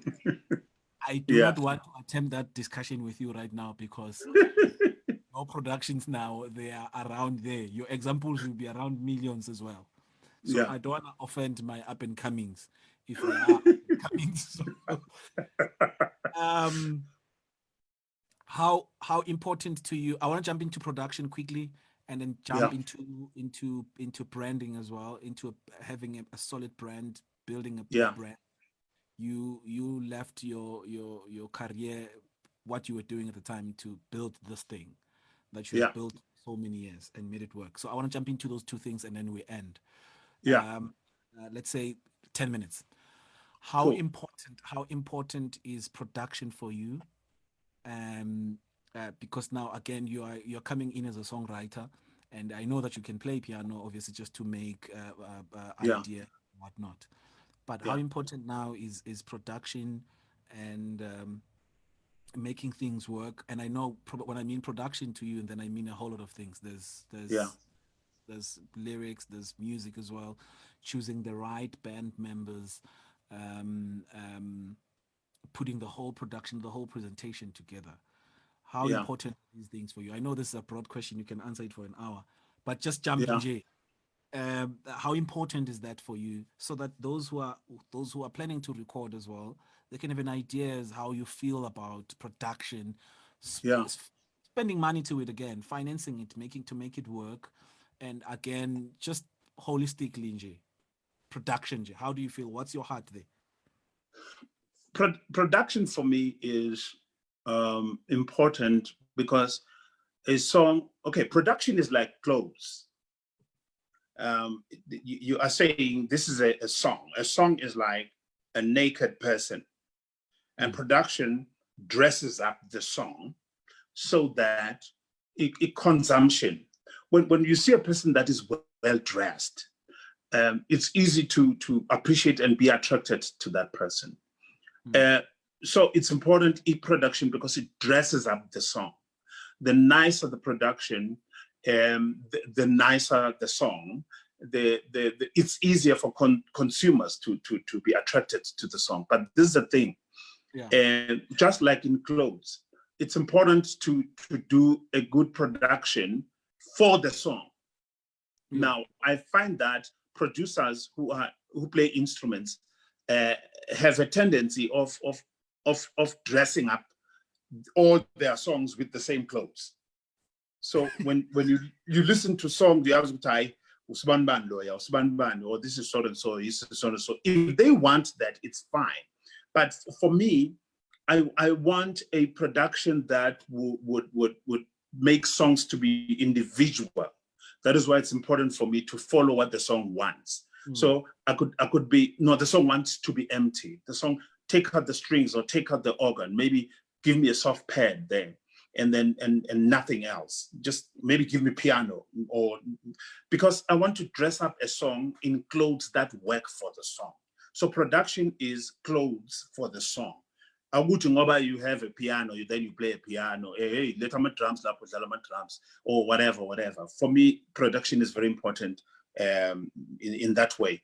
So, but you need to know, because you need to know your song as a producer, so that you can go. It's like clothes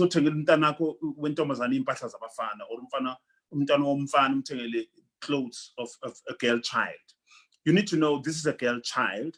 I buy clothes for the girl child. This child is fat, or this child is whatever. You buy clothes that work for the child. So production for me has to do with that. To say, what kind of a song is this? What kind of direction the song is taking?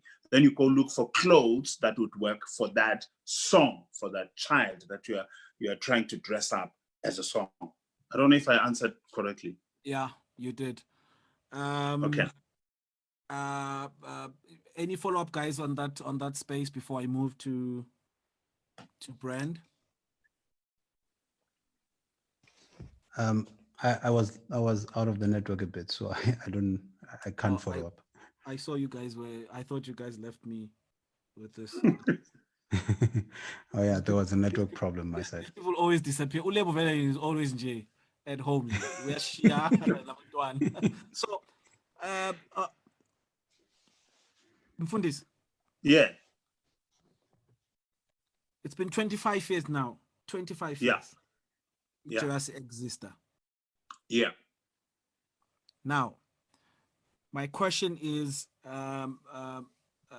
for 25 years, you have been working in the office, and I'm asking you specifically because you've been doing the black and whites, the signings, the agreeing, and I know with Umkize, he does a lot of running around and putting things and putting deals, brings the deals on the table. You have to go through them. Ngapa Unambana, he's thinking other things. He's bringing them here, and you have to do the paperwork to make all these things work. You've got a solid team that you've been running with for so many years, and you have trained and you have excellent PAs that have been running with you for all these years. That stayed long in the company. Yeah. And my question is, knowing that the music industry is tricky on its own and it needs money, I understand that maybe you guys always have a sponsor and all of that, but I mean, there are things that the sponsor doesn't pay for. You guys have to Yeah. come and jump in and make things work. My question is, how do you guys make it work for so many years and make it work? And I think this will obviously then will resemble how your project as well. I mean, you've been doing same, not really same productions, but you've been consistent in doing excellent work when you do your productions and recordings. But in doing this, in running with this group for so many years and making sure that this brand works and it keeps growing with or without problems, with problems with it, and everything, Jay, all the chakra that has been happening for all these years. How do you Yeah. guys make it work for so many years? The biggest thing about whatever that you believe you are supposed to do, or what you believe is in your heart to do, is that you need to understand that it is in your heart and you believe that you're supposed to do, and not expect people to have the same passion or the same embrace and love of what you think you want to do. And because I see young people these days, they want to start something and then they do branding and they do whatever, and then they want to launch it. And if there's no response in the market, they get discouraged and they start complaining, people are closing doors for me. Like, dude, we want to support you, but we don't even know what you're doing. Now you don't even know what you're doing. Just keep on doing it. Just do it. I mean, for the first, second, third year, as Joyous, we were not even aware that it's going to go to this stage where we are. We performed to audiences of around 9. We were in Port Elizabeth. We had 9 people in the audience. In Cape Town, we had around maybe 50 or so when we started. And a lot of people were criticizing us, saying we're trying to be Americans, it won't work. And even the Sony company that we worked with, we're like, no, guys, this thing is taking up all the budgets. It's not working. Come back when we were on the road. And we starting Joyous from scratch. I used to buy a loaf of bread and polony and give these people slices of bread and polony. That's the lunch. That's the catering we had. And we were not getting paid for a long time. My first pay was on Joyous, I think Joyous 4 or 5, where we took the gate takings and shared the gate takings amongst ourselves. And my payment was 240 Rand. And everybody got around that 240 Rand, whether you're choir or you whatever. And we keep working at it. You see, this thing that you're doing over there, this forum, don't say if people don't come and support it or whatever, and then say, no, I see just because. No, keep working at it. People are watching you, and once they start believing in you, and then they come on board and then they start supporting you. But keep at it. That's what we did. That's the first one. Second one, to understand that the concept is bigger than individuals, because the tendency is, no, this is just celebration and people like us now, we are known now. And then an individual says now, it's me. I suggested that we start this thing so I should get more money than the others. Or when you discuss stuff, somebody wants his word to be the last word. It doesn't matter what other people are saying, maybe because they've put in more money and stuff. So when people think they are bigger than the organization, therefore things go wrong. The three of us, we disagree a lot, but we always keep in mind that it's not about me. Even if I know I'm right, I'm the older one, and I know I'm right, and I say this and they don't feel it, I let it go because it's not about me. If it goes to a direction that is wrong, it's easy for them to come back and say, hey, Maro Shilo, next time when I say, no, I think this, they will respect that. So it's not about you, it's about the collective. First thing, keep working on it. Number 2, it's not about you, it's about the collective. Third one, it's never about the collective. Yeah, I know you'll feel like I'm contradicting this. I'm not. It's important to understand with number two, it's about the collective, né? But you reach a stage when you grow as a brand where you understand it's not about you, whether a collective or an individual. It's for the consumers. There is nothing that has been given to you that is for you. God gives you stuff for others. The cell phone I'm using right now, it's not for the cell phone, it's for me. So any creation serves others. The keyboard you use does not serve itself. It serves the consumers. It serves from you to the consumers of music. It's important for also to understand which as an individual or as a collective, as your brand, everything that you have is not for you. So that when you have it, you understand which you don't define yourself using that as you. You can't define yourself with your gift, because when you do that, you start to be pompous. You start to overcharge people. You start to think you are better than others who you think have a lower gift or whatever. It's important to understand those three important things. For instance, where we are as Joy Celebration, we understand it's not about us anymore. It's about the consumers. There's testimony of people who are going through a divorce, who are going through a suicidal thoughts, who are going through stuff, who are helped by the music. That is why when we create the music, we pray a lot. And then we sit down, we ask the music what it wants, so that the music speaks to the people that God has appointed to come to the shows. It's beyond us. It's beyond whatever we are doing. It's about the people that the music serves. I don't know. Sure. Does it make sense? I think it does. Josie, A how lot do you of feel? sense. No, it makes a lot of sense. Okay. I think because just to make a comment before Josie comes in, because I feel like I have a lot of discussions. I mean, there was a time, I think 2016, it's 2020 now, 2016, 2017, I used to do crazy meetings, people wanting me to produce. I used to fly, people would book a flight for me just to have a meeting in land in Cape Town, have a meeting at the airport for an hour, 2 hours, fly back, next flight to Pumayo, I'm coming back. Yeah. Drive from here. I mean, there was a couple that drove from East London. Literally drove 8 hours. They told me when they were leaving, 8 hours they were here, we met, we spoke. Immediately after the meeting, they drove back. I'm like, guys, you're not sleeping somewhere now. No. I think the numbers they heard when we were talking were devastating. But but what I'm saying is, yeah, budget to sleep over. yeah, I disturbed their sleeping over budget. But my challenge and my thinking has always been, if you really want this thing to work, you have to put some more money or whatever efforts as well to make it work, and really fight for it. So my biggest challenge has always been, people are like you said, I think I like that example, because most of the people, they think they're known, but they're not actually known. I mean, I remember we used to make this comment as well when we were auditioning some of the JS members back in the days. Would say people come there with a audition, all nice, dressed up, and the person comes in because now that person is famous. Where they come from. Yeah, Ngagibo famous, but not here in Gauteng. When he gets here and then he sings off key throughout the whole audition. And then when you tell them, now they break, they cry, and now they think you are rude. But you're telling them, to my sister right now or my brother right now, you don't sound right. Yeah. And from where she comes from or he comes from, he was told that he's the best thing.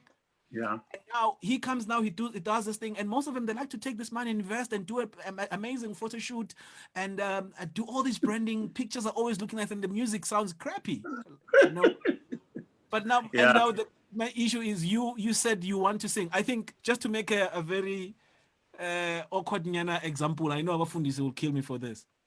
I always have a problem if I visit your church and the sound is bad. Yeah. I have a problem with that, because when I come there, you said you are preaching, and preaching has to go through speakers for me to hear you. But now I come to your church, I can't hear you. It sounds bad. But I know there's budget. I know there's budget issues and fundraising. But my point was, you find that person, they invest more in these beautiful things. They get the building right. They get all these other things. They get the uniform Yama ushers right. They get everything, you know. They book all the lighting. They phone Aaron. They pay Aaron double, but they forgot to spend money on the music and making sure that the music works, which is the biggest thing now. Yeah. So, best, and then the brand, then on that day, people don't show up. And then Yeah. now, this thing is not working. Then the person you hear would know he went into plumbing, or now he's a psychologist, or he's an attorney now because this thing didn't work. I'm saying you Yeah. forgot to focus on the main important thing, which was if you wanted to do music, you need to spend your time in doing the music, making sure the music works. Yeah. I don't know. I was just passing through there. Josie. Hey, you passed, my brother. You went all the way, my brother. You went all the way. Hey, you passed a lot of I times. went in.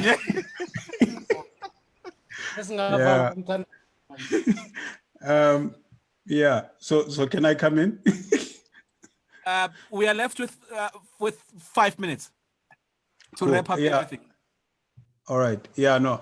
I think I just have a question that I was linking up to how joyous it has been on it for this long. And yeah, again, another powerhouse there. I'm curious, Pastor Hlongwane. Yes, sir. I'm one of the things that I've been picking up is that I think so far Joyous is and maybe there might be others, but for the longest time, Joyous has been the one gospel outfit that has been able to have conversations with corporate. But the rest of the gospel productions that are on a very big level competing as far as crowd following and production quality is concerned, they are doing much better than other secular productions, and yet somehow it seems they can't speak to corporate properly. What is happening? Is it an education problem, or is it because initially I used to assume that corporate didn't want to associate with gospel messages because they are polarizing, but you guys are a gospel message, and you've been associating with MTN. At some point there was Old Mutual, so it means it is possible for gospel to kind of line up with other brands. What are we missing? What are we not saying that's not making it work? That's a good question. The biggest thing is to create a product that is hard to resist, because corporate looks at the numbers. They look at the numbers you draw, and there are layers that they want or they demand. The biggest thing is to check what is it that is their CSI, what is it that is their main thrust in terms of impacting communities. There's a whole lot of layers there. For us, it's development and skills transfer. Those are very big things. And the fact that we are not a choir, we are like a school. The way we are formed, we have put it together like an academy where people come in, we go get young people, we bring them on board, we train them, develop them, we make them shine, we put a spotlight on them and release them to grow on their own, go get others. So that's development of people now. That's skills transfer right there. We speak to what they want in terms of contributing to communities. So there are those elements that they want. Number two, but also the crowds. Corporate wants crowds. If you have crowds, they follow you. In fact, they started to pay attention when we started to draw crowds. That's very important. And so if you don't draw crowds, it doesn't matter how good you are. If there's no one following you, they don't touch you. And but also it's also important to understand that, can they make money out of you? That's a big one. Because in the olden days was, I want sponsorship, I want these people to give me money so I can do what I want. Now corporate asks a question, Eti, if I give you 10 million, can I make 10 million out of you or more? And they are more inclined to support you if they can make 10 million or more, using your brand, leveraging on your brand. we are able to give them that. That is why we still have them on board. Because in what we do, there are layers of things that they can use to make money. Some of them we print, when we do presentations, whether it's people porting their cell phones, putting their numbers or caller tunes, or they have platforms of music or content for their platforms and whatever. We give them all that. So what people see on stage or on DVD or in the music is nothing compared to what we do before we land there. There's a lot of work that is done around the joyous that people see. That is a lot of work that benefits corporate. A lot of musicians and a lot of young people don't understand that. They think you just sing and then people give you money. There are those layers. I unpack that when I do workshops for musicians. But that's how we have sponsorship that is working with us. Okay. That makes sense. Power. Yeah, I think anything beyond this is we copyright. So one of my issues of copyright, because intellectual property are also release. So I don't want you to go beyond this. Send the fucking invoice. Yeah, I was going to file invoice. Now I'm asking you invoice. I was going to file invoice, but I'm battle for the invoice again. So let's leave it like that. Mfundisi, thank you so much for coming through and just sharing. I know that we took long. We're supposed to finish with you way earlier. No, but thank you so much. The information, and I see a lot of people are asking a lot of questions. So clearly, we'll put those questions aside again and have you later when we do our season 2. Cool. Maybe the season 2 will be live. Maybe people will be coming in to a venue. We don't know. So, but thank you so much. Guys. This is it. It's before I go. Yeah. I want to say to you guys, don't stop this. Work at it. And you do not know where it leads you. Don't be discouraged. Work at this. Idea for mahala. And I like it because you guys are believers. Work at this. And if you don't have an idea how to move it forward, there are people who have brains who are close to you who can help you with other things. But work at this. It's a brilliant idea and it can work everywhere in the world. And I'm a fan of all of you guys. Sharp. We're also fan.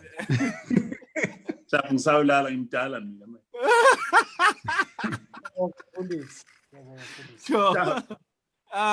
Okay, guys. Yeah. So I see Valen. We know people are crying at data. We are sorry, but you know that all the talks they always go longer because of the information that has been given. And again, thank you so much for following us for almost 2 hours now. Where are we now? Yeah, it's like 2 hours and 10 minutes. Sorry, guys. Thank you for tuning in. Now, lockdown say apela anyways. Lockdown apela next week, Friday. Next week, month end say so. We'll probably not fully. Let's wait for tomorrow. Yeah, but even if it's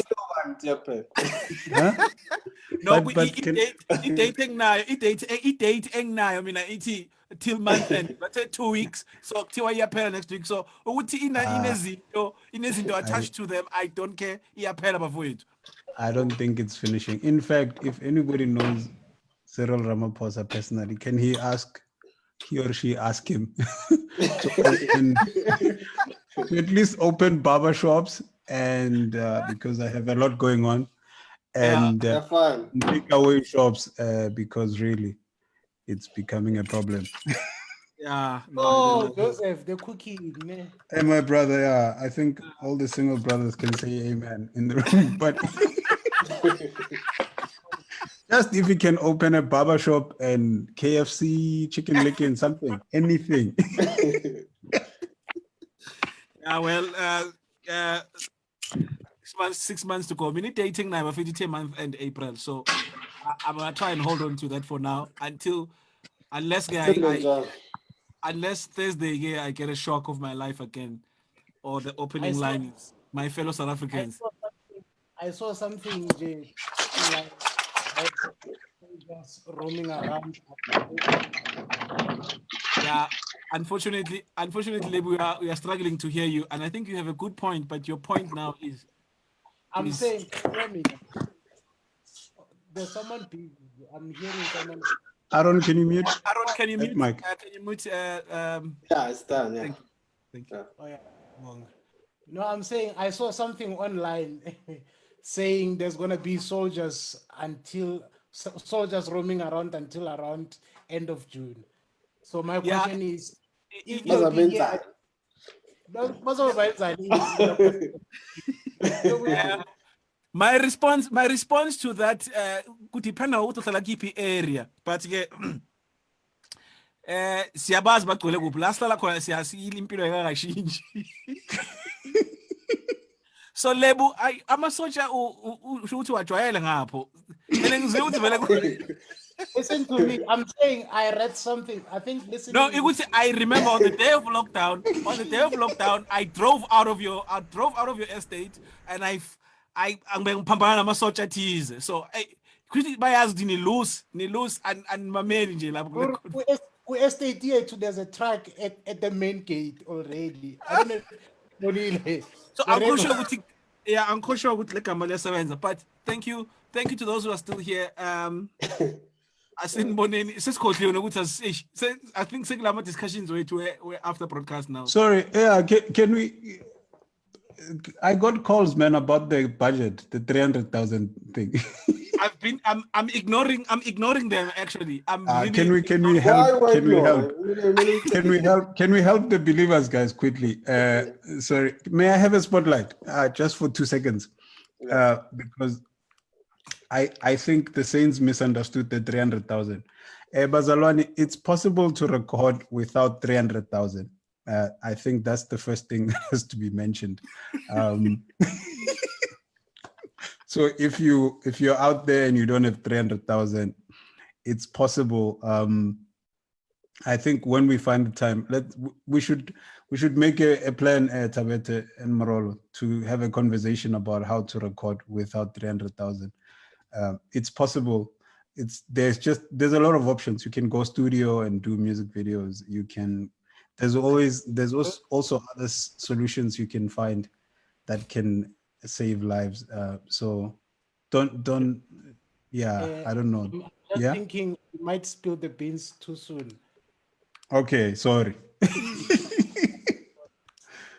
I think let's say we have might end up into that other conversation and yeah soon. So let's look let's well there's 500 billion that has been released, so I don't know whether it's gonna pass by our hands now, but yes, I think I need to stress that as well, guys. We're just making an example and I asked you for the budget and most of you said 300,000 and we made assumptions around the 300k, so maybe we should make another budget around 80,000. I don't know. Or we will give you a cheaper solution that only the three of us can give you and make things work for you as an individual or artist, whatever, slash. So we have a solution. Maybe let's wait for Friday. We don't know. Maybe we'll release it on Friday for everyone to hear it. But yeah, 350 Vele, if they need someone who's really strong and who's really have a strong vision, then maybe we'll try smaller budgets for later on, but we might have a solution for you. Let's wait for Friday. If we have it, we'll give it to you. If not, we'll see you season 2. Thank you so much. Follow us on all the platforms, social media platforms, and thanks to Ocrio, LT Branding, Crochet, Basilia. Thank you so much, guys, for making sure that our show looks proper. Yeah, let's end it here, but let's continue with our discussions, guys, offline. So thank you so much, guys, for tuning in. We will see you soon. Yeah.